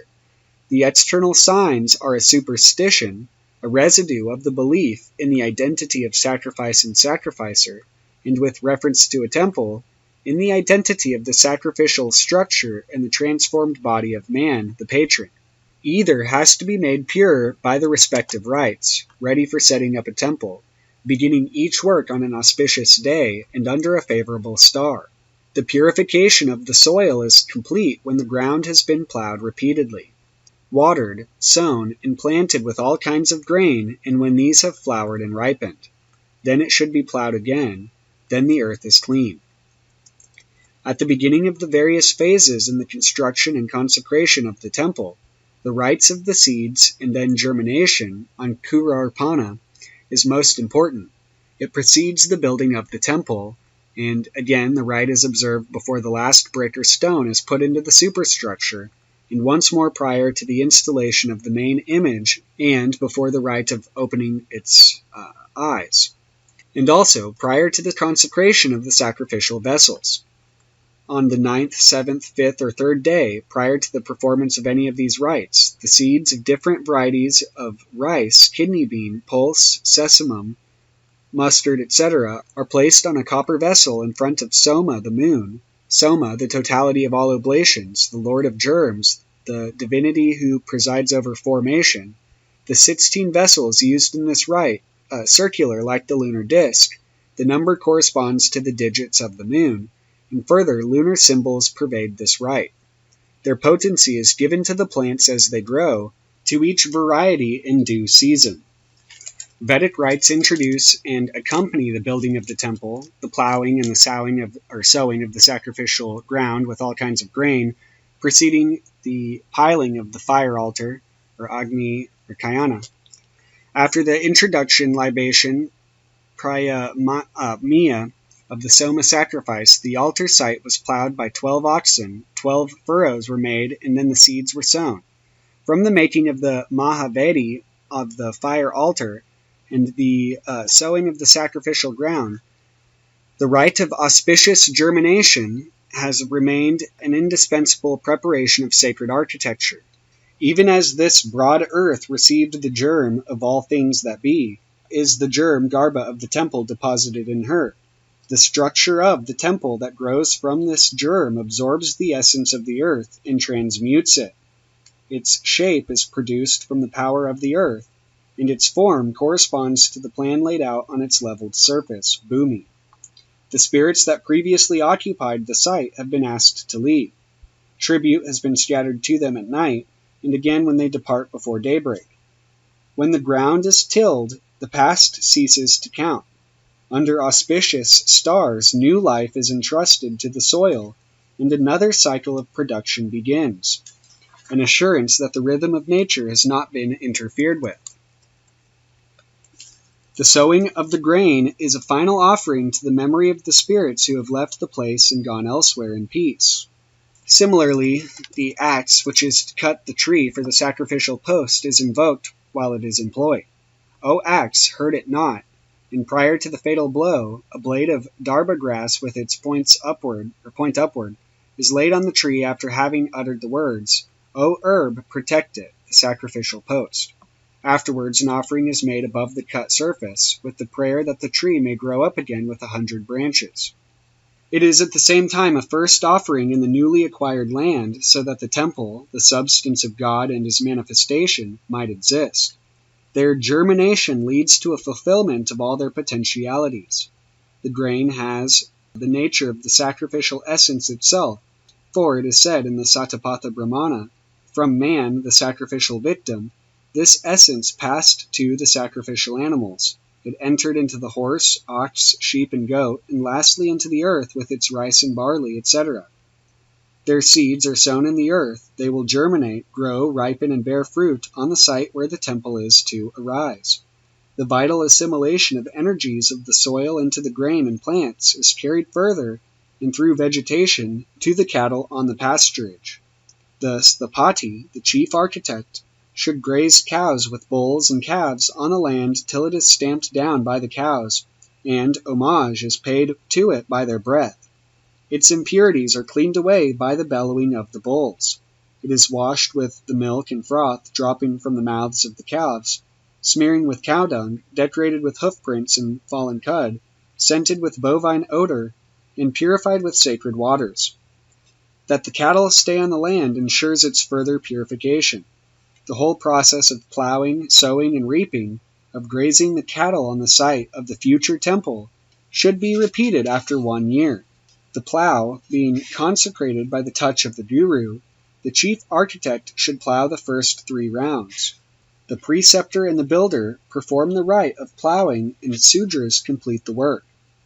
Now the earth has been plowed up repeatedly and has become pure and even, so that it only needs to be finally leveled to be ready for the drawing of the Vastu Purusha Mandala, the metaphysical plan and forecast of the temple.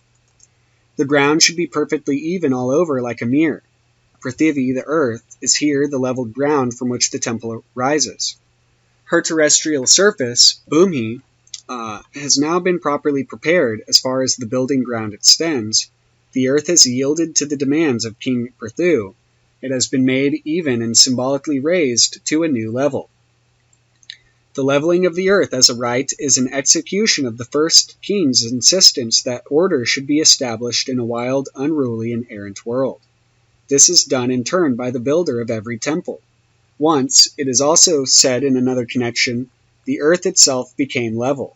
This took place at the birth of the Buddha, who, as soon as born, stepped forth upon the earth, and beneath his steps the earth lay smooth and even, for by his footfalls the law, Dharma, was carried throughout the world and became universal. The leveled earth became its substratum. After the ground is rendered as level as the surface of water or of a mirror, it should be made a perfect square. In practice, the actual size of the square need not necessarily be coextensive with the site, nor even with the building of the temple. It may, however, be equal to any one of these or else of a definite size. The square field is a symbol, and its meaning remains unchanged if its measure is given as 5 or 8 cubits square. The Satapatha Brahmana, 1257, explains that the sacrificial ground is called Vedi because the gods obtained Samvid, the entire earth, by encompassing the sacrifice on the 4 sides. The sacrificial ground or altar ground, Vedi, is a symbol of the earth. As large as is the Vedi, so large is the earth. The surface of the earth in traditional Indian cosmology is regarded as demarcated by sunrise and sunset, by the points where the sun apparently emerges above and sinks below the horizon, by the east and west, and also by the north and south points. It is therefore represented by the ideogram or mandala of the square.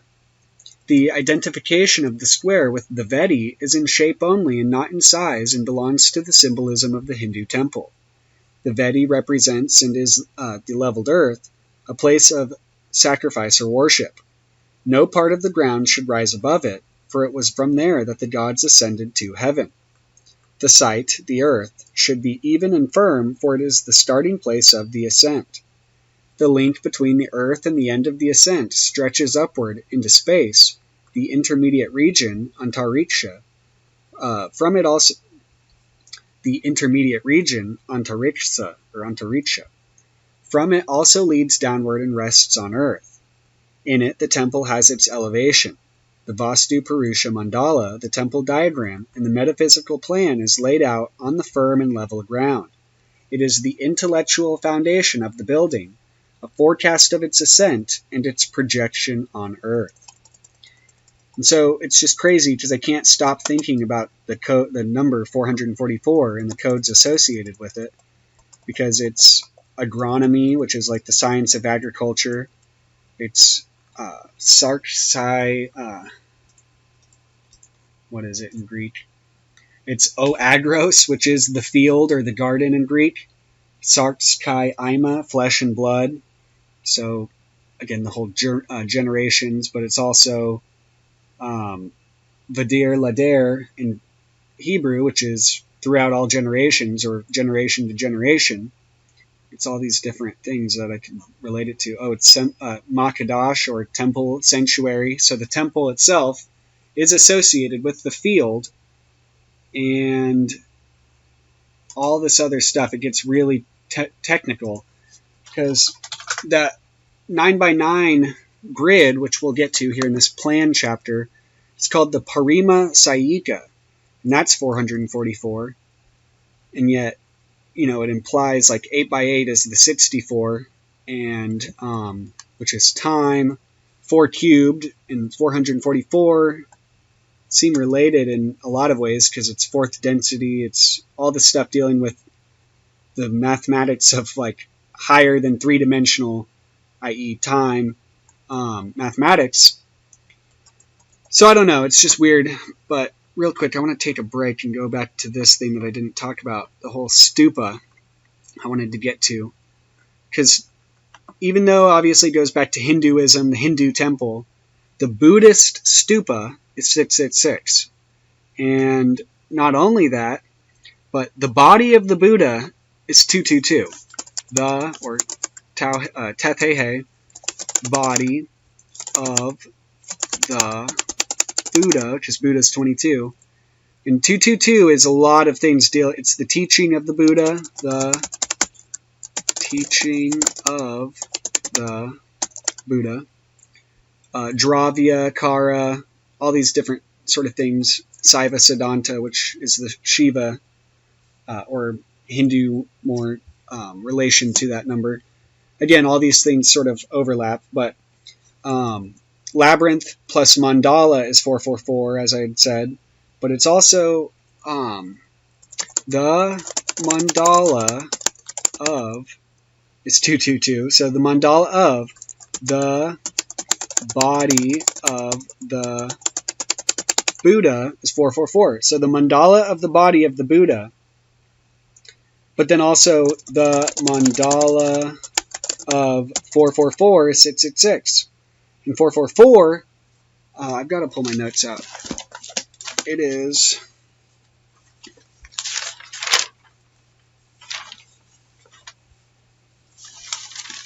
So like I said, the Pramana Saika, so the mandala of the Pramana Saika, or there's so many different ways of just like looking at these components. And that's why I'm saying it's like, it's a little too much. And speaking of time and mathematics, mandalas, and Huayan wraparound Buddhism,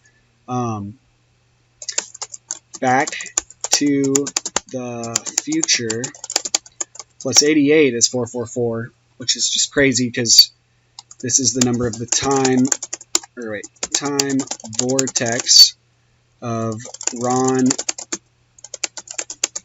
Mallett and his whole thing about the laser, which is 555, and light and time, which again, it's still just theoretical, but it's weird how all these sort of concepts overlap, like line source and whatnot. Again, Back to the Future in 88, like, what the fuck? But yeah, the stupa, essentially what I realized when I was thinking about how would this relate to, again, like the DARPA, the Pentagon's brain, the net, the neural net, which again, net 64. And it's essentially that the fact that the body itself, if the stupa is the Buddha's body, the body of the Buddha, which they've said in numerous... I actually got this book today in the mail, Sacred Art in East and West by Titus Burckhardt. And the first chapter is the genesis of the Hindu temple. And it actually talks about this whole thing, like the heaven and the earth, Purusha and Prakriti, and then even the mandalas of 64 divisions and 81, mentioning Stella Kramrisch. And then over here, the image of Buddha. He talks about this whole concept. And I literally, like, I've known of this book, but I hadn't been able to get it until I found it for $14. And I only say that because it's normally, like, hard to get. But it just shows me, because whenever books and like subject matter comes up in a sort of like algorithmic way, it seems like, in time, even though again it's like we're living linearly in time, but in Prakriti, but Purusha seems to be outside of time. I don't know. It's crazy to find this stuff though. But basically, yeah, like the stupa, you can think of it as many things, but if it's the body of the Buddha, it reminds me of like a Tesla coil, and it essentially, again, the rainbow body, just so I can show, the rainbow body is 444, and that connects to all these teachings of Tibetan Buddhism and stuff. So, I mean, like even the initials of the Dalai Lama, His Holiness, the Dalai Lama, is 444. And there's just so much to it. It's the indestructible way. The indestructible way, which is Vajrayana. And again, the Vajra being the diamond, 444. Or it's just the expansion of that idea. And so again, like, what the fuck is... They want access to everybody's, body and mind, essentially. It's like the Matrix. The whole, is as ridiculous and cliche as the Matrix is, that's what this all comes down to. And it's not that hard to obtain signals. I actually was looking this up today. Like, I didn't realize it, but when you look up these patents, which there's so many, I have some of them listed. I'll probably go add more on the Hive Mind Consciousness post. But when you hover over these things, the classifications of these numbers and letters explain the components. So, like, you could click weapons on directed energy weapons, essentially, and they have solid state ones. They have all sorts of things, but their classifications, like HO4K, secret communication and jamming classifications, and goes on and on. It's just funny how this is what's known, this is what's in the public, and it is up to and including satellite magnetic weaponry, and neuronal scanning and stuff. But again, knowing about that, people will assume, like, they'll misdiagnose and all this stuff. But it's more so, to me, it's interesting, the facts, like, that it's possible, and the coding behind it all, and the fact that, like, even these people don't seem to understand the universality of some of these, methodologies, I guess. Because as they say, it's all essentially energy, and like the gunas and the vasanas, the samkaras, are habits essentially, which are largely artificial, I wouldn't say artificial, but catalytic. It's not too hard to, generate simulations, and then predictions, and modify the feedback patterns, the feedback loops. And so essentially that's what this all comes down to, is altering, modulating, the frequencies, in a sense, of the mandala, or the city, the ground plan.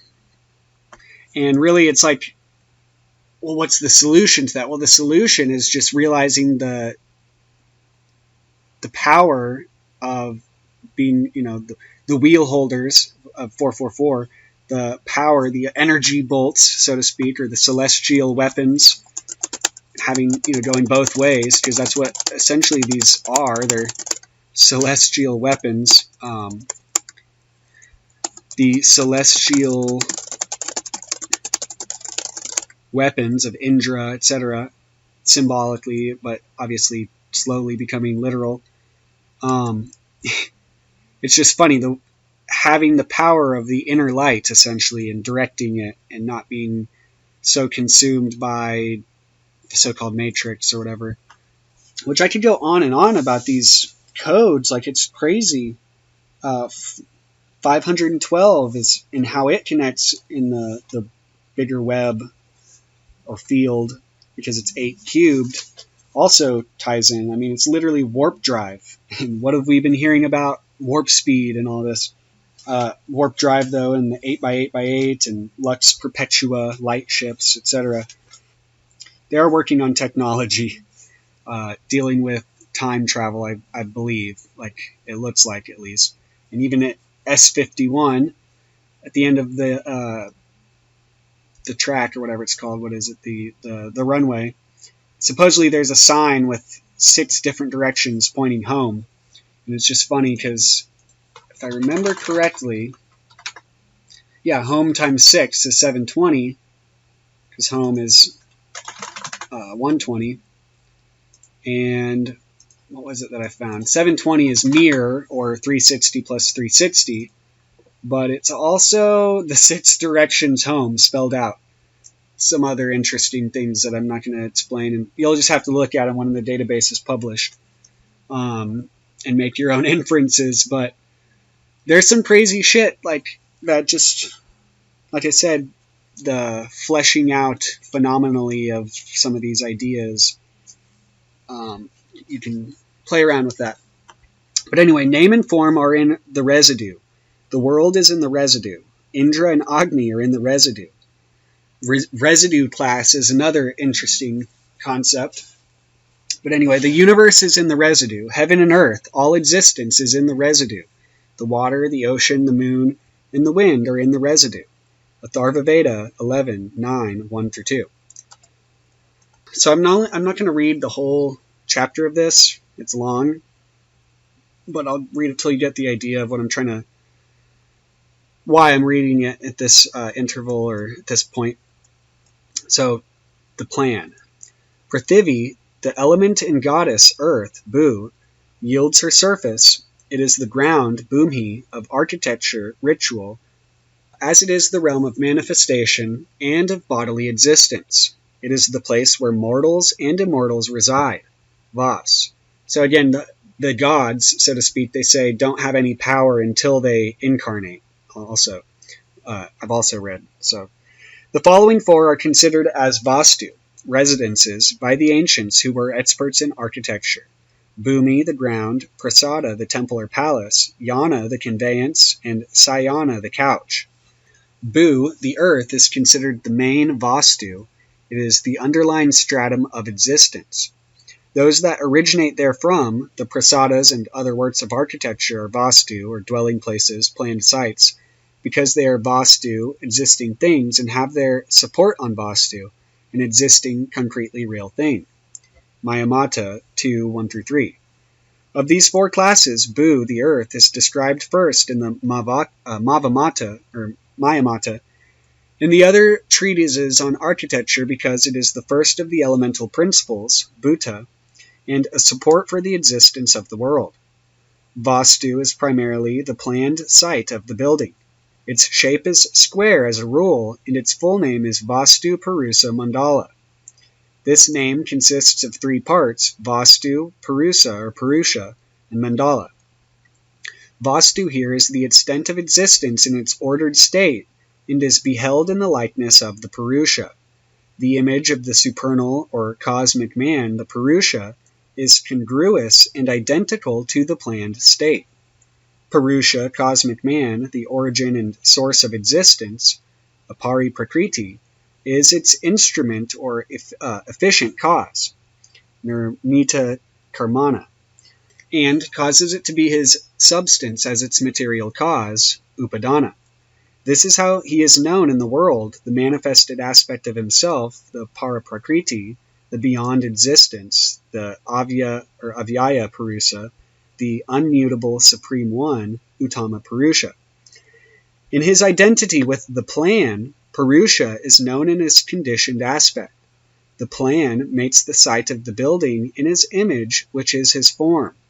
The plan of the building is in the likeness of the Purusha, or the totality of manifestation. Mandala denotes any closed polygon. The form of the Vastu Purusha Mandala is a square. This is its essential form.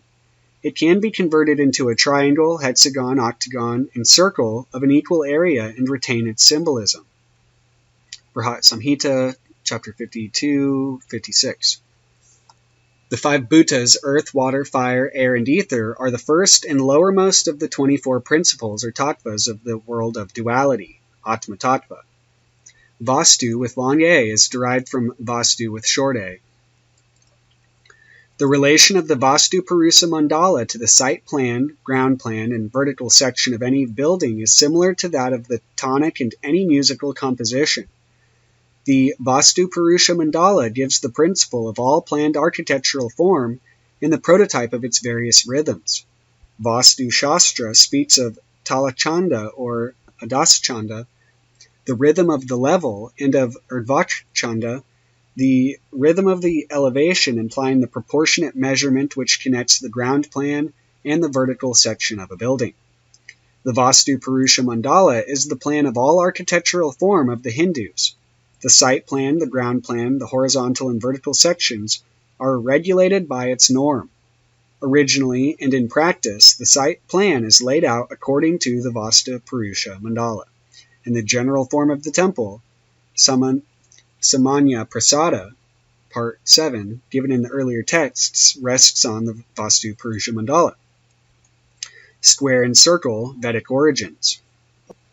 The shape of the Vastu for gods and Brahmanas is prescribed as square. The square is literally the fundamental form of Indian architecture. Baudhayana's prescription, how to make a square, Katura Sri Karana, requires a chord or sutra of the desired length of the square, its division in half, fixing of poles in the middle of the east-west line and at the cardinal points, and the drawing of circles from these points with the length and half the length of the chord respectively as radius. The exterior points of the intersection of the four circles about the eastern, southern, western, and northern poles with a diameter equal to the length of the chord are the four corners of the required square field. The very same method of constructing the square with the help of circles is prescribed in later texts with reference to the square of the Vastu Purusha. It is similar to the method prescribed in the Apastamba Solva Sutra, where a bamboo rod is rotated. The construction of the square by rotation of rod or cord is, however, not the only one. 3 further methods are prescribed in the Solva Sutras, where the square is constructed by the stretching of the cord only and without rotation. The square is the essential and perfect form of Indian architecture. It presupposes the circle and results from it. Expanding energy shapes the circle from the center. It is established in the shape of the square. The circle and curve belong to life in its growth and movement. The square is the mark of order or finality to the expanding life, its form, and of perfection beyond life and death. Square and circle are coordinated in the architecture of India from the Vedic fire altar. Agni, the fire, Agni and its support, the altar, are one in name. The Satapatha Brahmana and the Solva Sutras give the rules for piling up these hearths or altars. In the sacrificial shed, Prakina Vamsasala, are 3 altars. 2 of them are on the east-west line in the middle, the easterly spine, and 1 on the south of the line. Of the 2 altars on the east line, the one at its eastern end is square, the other at its western end is circular. The square one, on which burns the Ahavaniya fire, denotes the heaven world, and this celestial fire, all other fires are subsequently lighted. The circular one, the Gurhapatva hearth, denotes this terrestrial world. The third hearth, which is that of the southern fire, Dakshinagni, denotes the air world. The square Ahaniva hearth at the eastern end of the sacrificial shed is in the middle of an area 1 fathom square. In the Soma sacrifice, the highest of all sacrifices, after the initiation of the sacrificer, the square Ahavaniya hearth makes way on the first Upasad day for the new brick-built Saladvarya Gaharpatya, which has 1 fathom square for its area and is round in shape.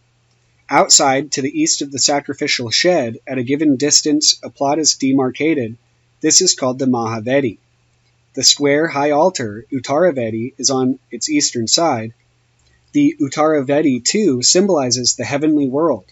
In the center of the Uttaravedi is a small square, its navel, Nabi, 1 span, Vitasti square. The square is the shape of the Uttaravedi, the high altar. It is also the shape of the hearth of the celestial fire. The Ahavaniya Agni. It is the shape of the center, the Navi, of the Uttaravedi, and also of the Uka, the pan in which the celestial fire is carried from the Ahavaniya Agni. So these notes, let's see. The Uka, the earthen fire pan, has the shape of a cube. It is the earthen womb of the fire. In the Soma sacrifice, the celestial sacrificial fire is transferred daily from the Ahavaniya hearth to the seat of Udambara wood by the sacrificer in an initiation of 1 year's duration. The fire is transferred in the pan, the Uka or Ukaya Agni, serving as Ahavaniya Agni. On the first day after the initiation, a new round Garhapatya hearth is built. Its new site is the space of a fathom square in the center of which was the original square Ahavaniya hearth. The new Garhapatya hearth, Saladvaraya, near the eastern entrance of the sacrificial shed is built of brick. Its area is equal to 1 fathom square. It preserves its identity in its name, Garhapatya, and in its round shape. The domestic fire, Garhapatya, of the sacrificer has now been transferred to the place of the celestial fire, Ahavaniya, not only by its position but also by its extent. The circle of the Garhapatya, is now situated in the east of the sacrificial shed, is equal to the square of 1 fathom. Its nucleus in the center is also square. The Purana Garhapatya, the old Garhapatya hearth, was of terrestrial nature. This now, at the completion of the initiation, is commuted into the Saladvarya Garhapatya to its celestial nature and destination. The center of the new Garhapatya hearth is laid out in the shape of a cross. 4 large rectangular, 2 pada by 1 pada each, double square bricks, in one line from north to south, to which are added 2 bricks at the back and 2 in the front, 1 square pada each, that is, east and west. These 4 bricks are half the size of those north to south. To these are added further bricks which fill the corners in the intermediate directions of the square area inside the round Garhapatiya hearth. To these further bricks are added, they fill the round periphery with its 21 enclosing bricks. The new Garhapatiya hearth has the shape of a circle equal in area to a square fathom, vyama, a man's length. Each kind of sacrifice requires an agni or altar of prescribed shape and size. Sacrifices are 1. Obligatory, daily or seasonal, and 2. Undertaken for the purpose of wish fulfillment. The main altars for the daily nitya sacrifices are Ahavaniya, Garhapatiya, and Dakshina.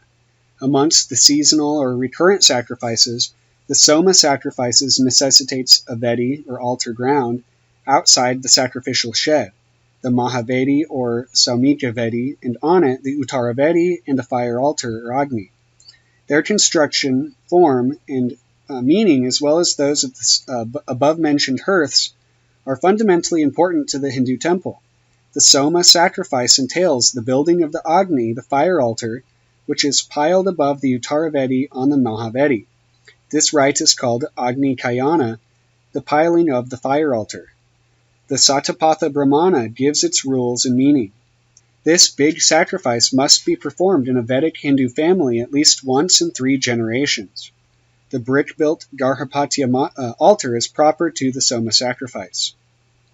About the Kamiya Agnis, the fire altars of different shapes for sacrifices performed with the purpose of attaining definite objects, see the bout on the Solva Sutras, etc. The one of falcon shape is the most relevant. The Kamiya Agnis are not directly related to the Hindu temple. So let's see. The Garhapatiya is this terrestrial world, and this world is circular. The earth, as the terrestrial world in Vedic tradition, is symbolized by the circle, and by the round Garhapatiya hearth, in contradistinction to the square of the Ahavaniya hearth, which stands for the heaven world.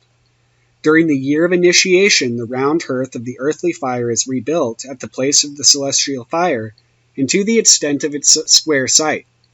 In this architectural rite, it is transferred to another place where it is identical by measure and position, though not outwardly by shape, to the site of the altar of the celestial fire. Agni is the name of the fire wherever it burns, and the altar, Agni, is its support, terrestrial or celestial, according to its shape. And I'm just going to make sure is Agni is also 64. The Vedi in Vedic tradition represents the extent of the earth. It is an area for sacrificial purposes. The shape of the Vedi varies. It is symbolical as a delimited area and not as one definite figure.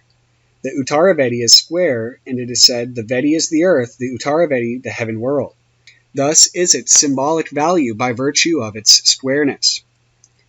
In the Hindu temple, it is the square Vedi which makes the sacred ground. The circular aspect of the earth is left behind. It belongs to the world of appearance. In its movement, the earth is beheld itself under the perfection of the heavenly world, and knowing this perfection is drawn as a square. On the last day of the initiation, Diksha, the Mahavedi is measured and demarcated, and on it the area of the fire altar which is to be built, so that the fire in the Uka can finally be deposited on it, having been brought from the new Garhapatiya, or Saladvarya. Of the Agni now to be built, first the body, Atman, is thrown up on the Mahavedi, the altar ground, which has been plowed and sown during the introductory sacrifice, or Prayaniyam, on the day following the last day of the initiation. The Agni lies symmetrically on the east-west line, the middle line or spine of the Mahavedi, close to its east side. The body, or Atman, of the altar is laid out square. Agni, piled up for the first time, should be without wings and tail and measure 1 square purusha. A bamboo rod is the measure. It measures the length of the sacrificer when he stretches up his arms. It is also laid down that the body or Atman of the bird-shaped Agni has an area of 40 square feet, pada, or 4 men's length, Purusha, square, in an area of 7 men's length square, Sapta Purusha. With man's measure, he, the sacrificer, metes out. Man is commensurate with the sacrifice. As much as man with arms extended, with so much a bamboo rod is meted out. He metes it out with the measure of man, Purusha, with arms extended. Verily, the sacrifice is a Purusha, and hence by it all these are measured, and that is its best measure, inasmuch as with arms extended he, man, has his maximum measure. Man, in his maximum measure, is the standard of measuring the Agni Kasetra, the square field of the Agni. The square Atman within the Agni Kasetra has 2 spines, Vamsa and Prasthaya. The main one, in the east-west direction, coincides with the middle line of the Mahavedi. The other cuts across it at a right angle. Down here it says, the Agni Kasetra, the complete extent of the fire altar, has 95 increasing sizes, the area of each being increased by 1/7 of the original size. Where the middle lines meet the side of the square body, an earthen brick, or logastaka, is laid down on each side. From the point, which is to be the center of the Atman and of the Agni Kasetra, and where a bundle of kusha grass has been placed, the Uttaravedi is now thrown up, a square mound or platform. The earth for it has been taken from a square pit, katvala, of the same content. Its height is made equal to that of the earth bricks in the middle of the sides of the body or Atman of the fire altar. The remaining area of the Atman is then filled up with sand to the same height. The Uttaravedi, the high altar, is made part of the first layer of the fire altar. The 4 earth bricks and the kusha grass bundle in the center are counted as 5 bricks of this first layer. The navel, or nabi, in the center of the Uttaravedi, the high altar, is square and measures a span. It is the center of the sacrifice. Pradesa, or has the length of a bull's foot or a horse's foot. There, originally, the fire was laid, and it is here that the symbolism of the square has its root in the Vedic rites. K.F. Johansen in Die Altindisch Gotin Disana, page 51, speaks of the Uttaravedi as more ancient than the Vedi of the Prakina Vamsa. The sacrifice itself is called Bhuvanasaya Nabhi. The uka, or fire pan made of clay, in which fire, Agni, is carried from the Ahavaniya hearth to the Agni, the fire altar, piled above the Uttaravedi, is necessarily square in section. It measures a span, as does the Nabi. It is spoken of as the womb, and its cube holds the entire manifested universe, its under surface being this world. The lower part of its sides is the air, the upper portion is the sky. The womb of Agni survives its name and retains its function, and to some extent its form in the shape of the Phala, which is the womb of the temple, and also in the Garbhagriha, the womb chamber of the embryo, or innermost sanctuary of the temple. It is also generally built on a square plan and is cubical. The navel and womb as places of generation and continuity are images which endure. They are fitted into the square, not in any way as visual symbols, but in virtue of their function, the one accommodating the celestial fire, and the other, the Garbhagriha, with the image or symbol of God.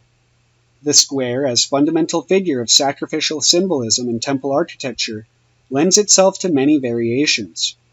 Baudhayana prescribes the construction of the Sarara Thakrakit, and the commentator explains how to form at first a small square with 4 bricks in the middle of the Agni Kasetra, then to enlarge this square to one of 16, etc. This method has become known in the West through Aristotle as the Pythagorean gnomon. It is in this way, too, that the various types of the Vastu Mandala are enumerated in Vastu Shastra in a progressive series of 1, 2, 3, 4 units square, etc., the most sacred being the plan of 64 squares, preserving the meaning of 64, which is exemplified in 64 bricks from the spokes of the wheel, 64 the Vedi.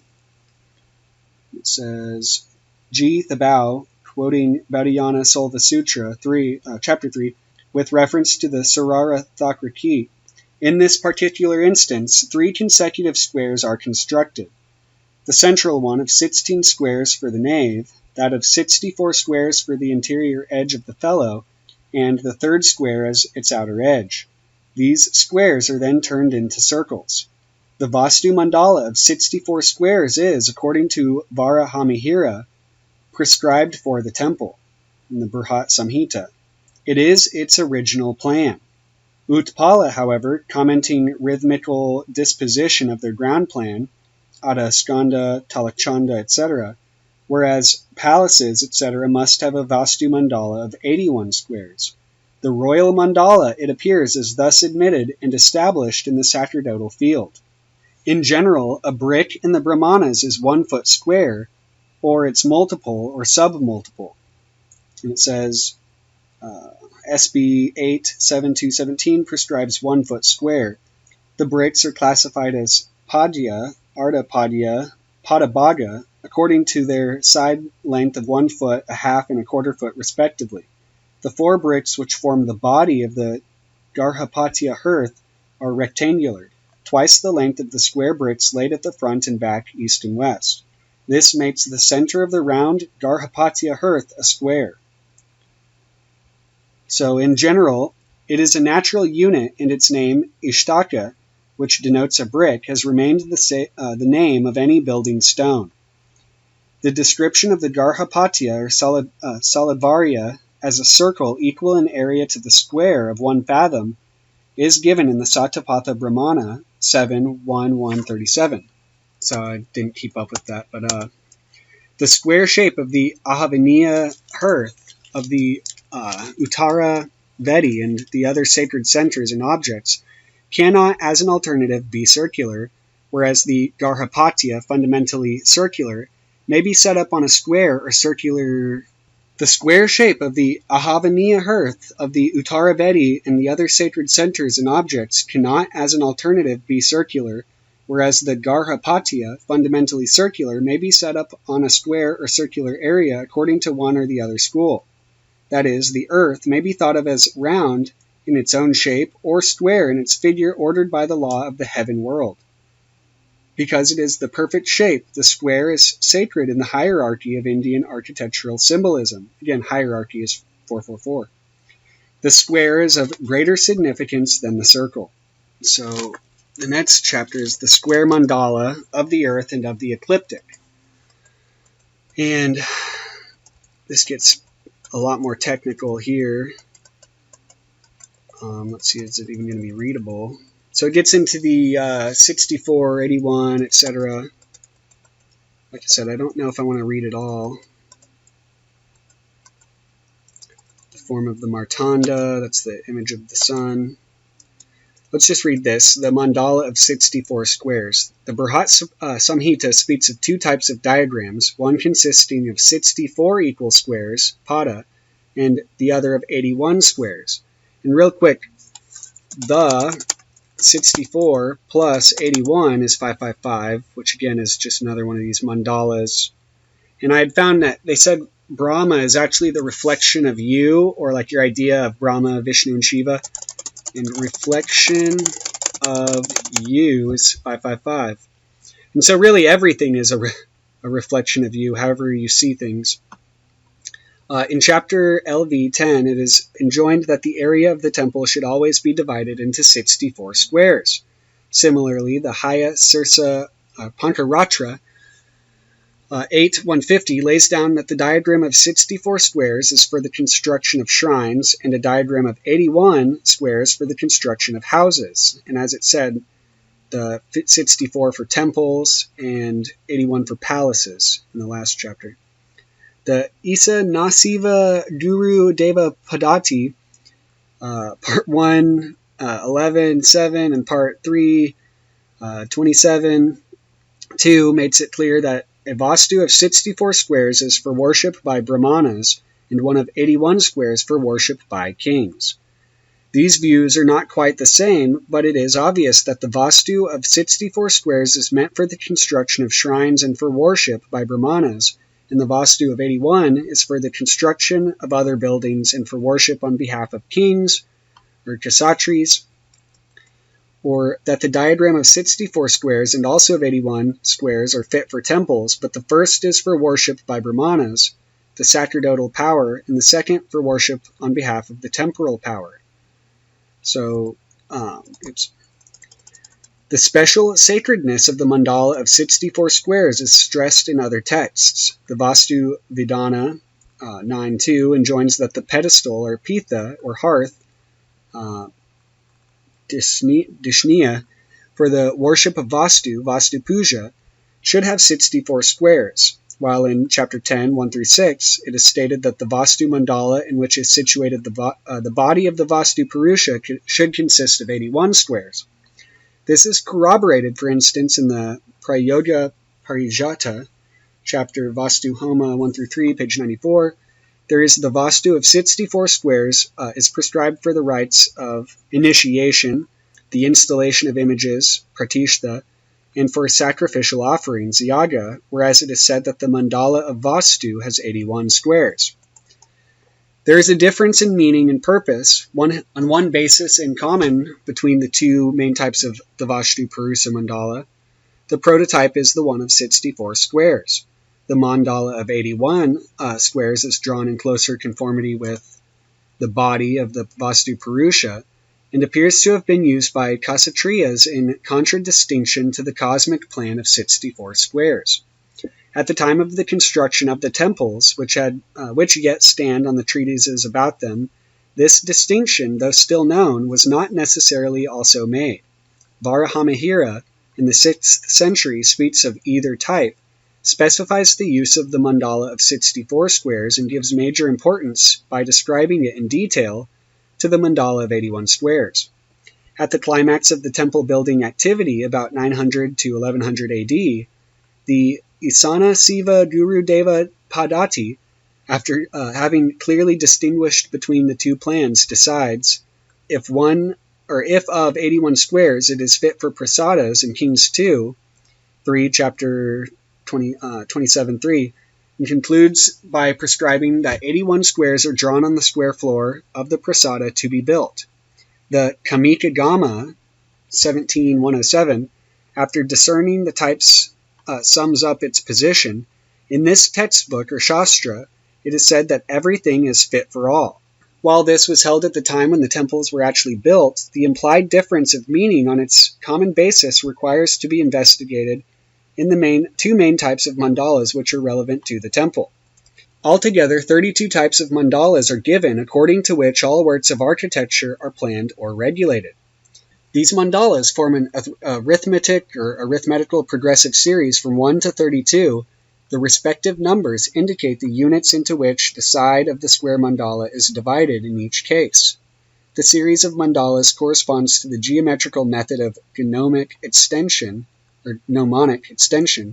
in the Sarara Thaka Krasit, page 27, a square of 4 bricks is made in the center of the sacrificial site, Agni Kasetra. By mnemonic extension, the square is increased to 1 of 9 bricks by adding 5, which is increased to 1 of 16, etc. The bricks themselves are square, each measuring 1 foot, or pada generally. So there are 8 bricks or squares facing each direction in a square of 64 equal parts. The numbers 8 and 16, which form part of and produce the square of 16 padas, refer to the sun and moon. During the 8 praharas of the day, from sunrise to sunrise, the sun enters one by one the 8 quarters. Vishva Karma Vidya Prakasa 126. Thus it can be said that there are 8 suns. The 16 digits or kalas of the moon represent the sum total of its phases, 16. 16, the square of 4, is the perfect number and embedded in the mandala of 64 squares. And again, the 64 yoginis and 16 is a huge number in Tantra, or the Kularnava Tantra, which means like clan, and it relates to the family, which again relates to Indra, Indra's net, etc. But the square of 8 units has the wider significance. Ayodhya, the impregnable city of the gods, has 8 chakras, cycles.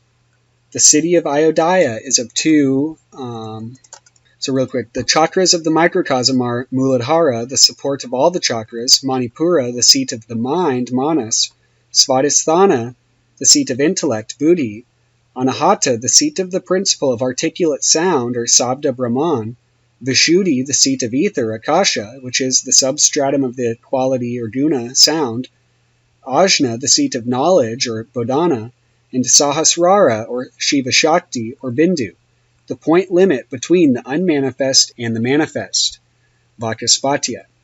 The 8 chakras are also given as the 8 means necessary to control the inclinations of the inner faculties. They are yama, restriction, niyama, observances, asana, sitting posture, pranayama, breath control, pratyahara, emptying the mind from external objects, dharana, its subsequent concentration, dhyana, keeping it concentrated, and samadhi, merging and dissolving it in the object of its concentration. Tantra Raja Tantra 27, 54 through 55. So, let's see.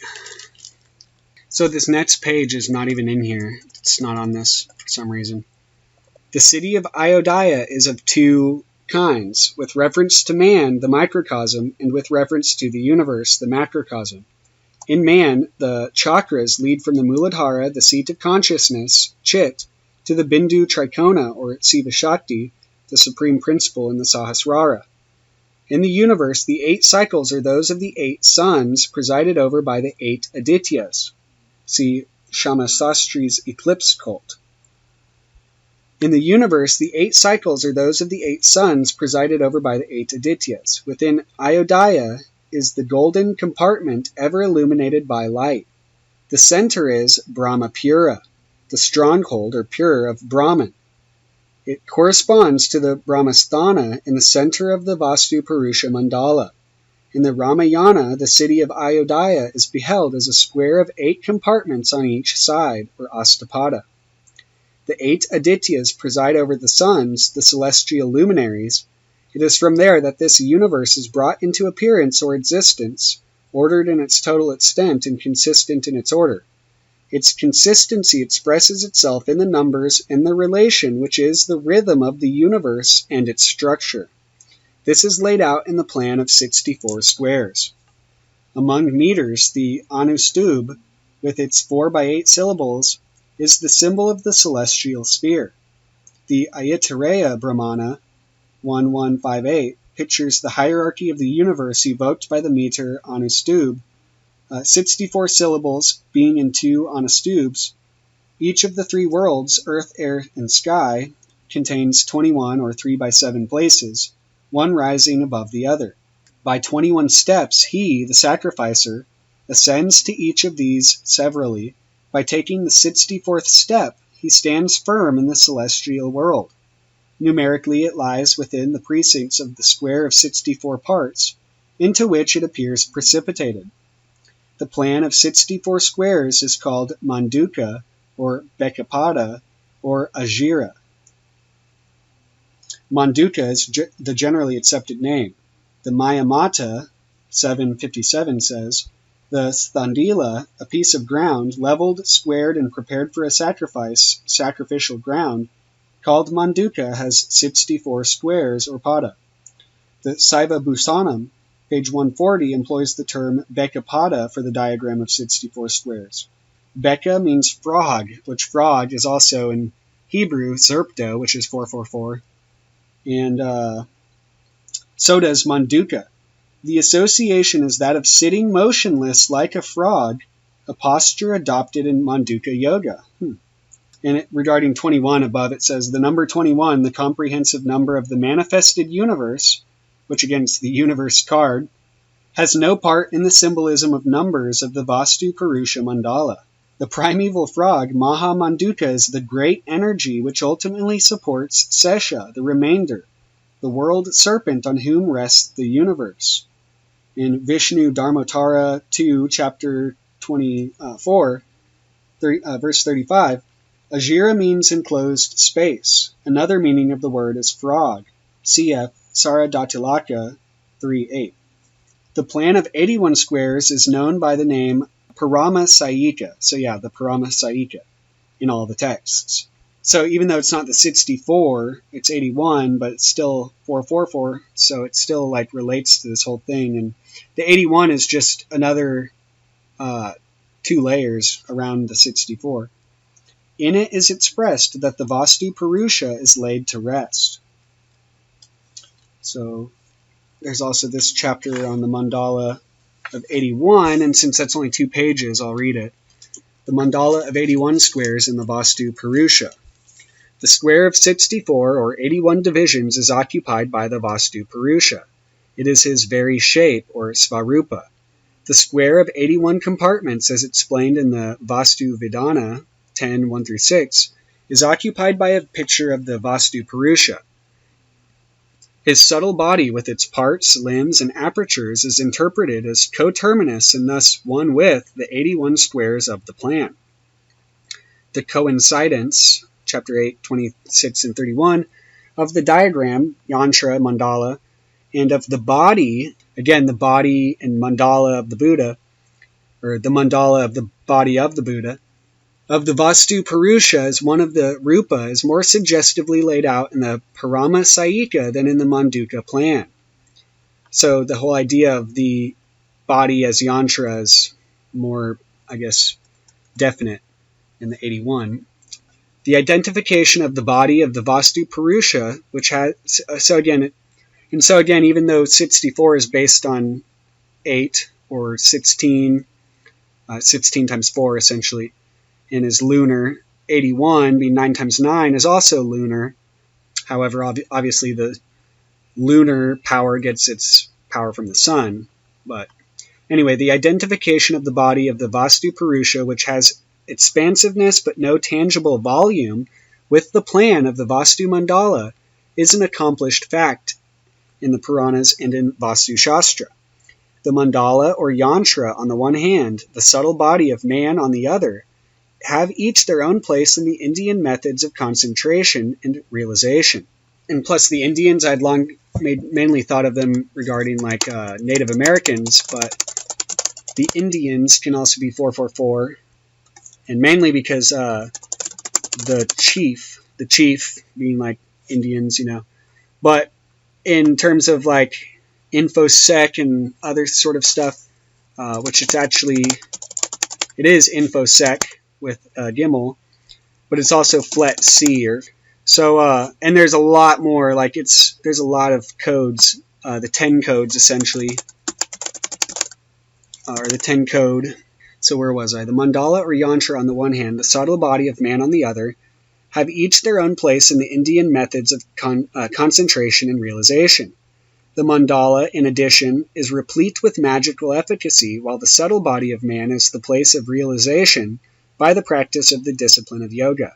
The Vastu Mandala as tabular presentation of the hierarchy of ordered existence is complete without the image of the Vastu Purusha. The Paramasayika plan, however, neatly identifies the Vastu Purusha Mandala and the Vastu Purusha.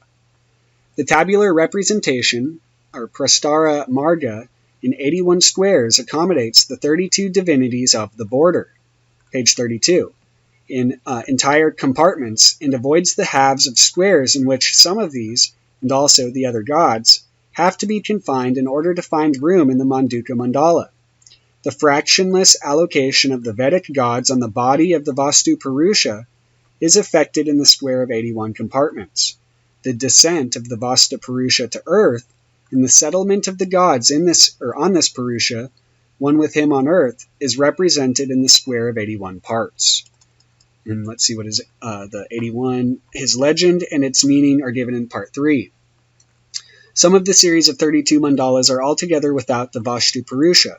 Moreover, assigned to their concentric borders are not the 45 Vedic gods, but in the zones surrounding Brahma, the gods, men, and the demons respectively are allocated. And see, it's weird, these like alignments and numbers.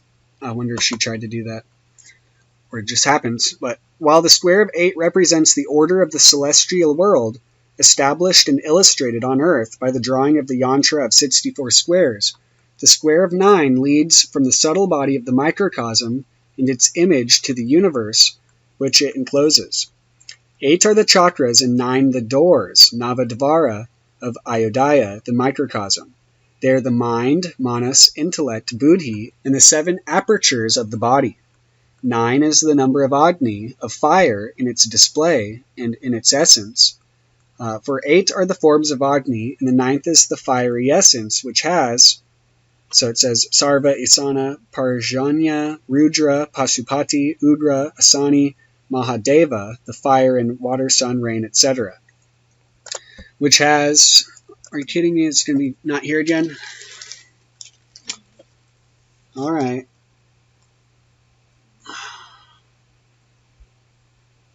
Let's see. So, for 8 are the forms of Agni, and the 9th is the fiery essence which has entered and is its forms. That is Agni's threefold state on earth, in the air and in heaven, Agni, Vayu, Aditya, throughout all the degrees of manifestation. While this refers to the universe, the macrocosm, it has at the same time its correspondence in man, the microcosm, in whose body the 9 immanent breaths, or prana, are the immortal parts. By drawing the mandala of the Vastu Purusha, a rite which is to be repeated, reality is reconstructed whenever a temple is built, so that the Purusha may live in the city in which he sleeps. This is implied in the name Purusha, explained as Purisaya, one who sleeps in a city. It is in this application that the Vastu Purusha mandala of 81 squares, the Paramasayika plan, is prescribed for the houses of all castes, for the palaces of Rajas, and for the Indrasthana, the temple of Indra. The Paramasayika plan is all the time but another aspect of the city of Ayodhya, which, while it has 8 chakras, has 9 entrances, or dvara. Number being the primary substance of the universe, 64 and 81, the squares of the Manduka and Paramasayika plan, are the basis on which rests the temple in which the universe has its image, and man his place of transformation. So again, the Brahmapura is reflected in the 64 and 81, which is also the Pancha, or the 5, and the Pinda, the solid mass of the elements, essentially, or manifestation. And it says, Indra, king of gods, is the divine architect of the Regnum, Ksatra, A.K. Kumaraswamy, spiritual authority and temporal power in the Indian theory of government.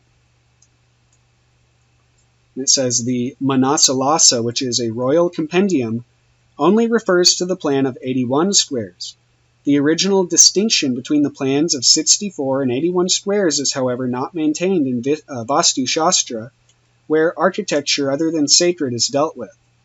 The Samarangana Sutradhara, for example, chapter 13, 4-5, assigns to all kinds of prasadas and mandapas the Vastu of 100 squares and the Vastu of 64 squares to camps as residence of kings, villages, hamlets, and cities. The Somara Rangana Sutradhara deals first with the square of 81 parts, then with that of 100 parts, and finally with the square of 64 parts. The Vastu Raja Vallabha 2.4, for example, assigns the 64 squares Vastu to villages, palaces of kings, and towns, that of 49 squares to the reconstruction of dilapidated buildings, and that of 100 squares to all wells, tanks, and ponds, etc. A Vastu of 1,000 parts should be worshipped at the construction of forts and cities, in great pujas and sacrifices, etc.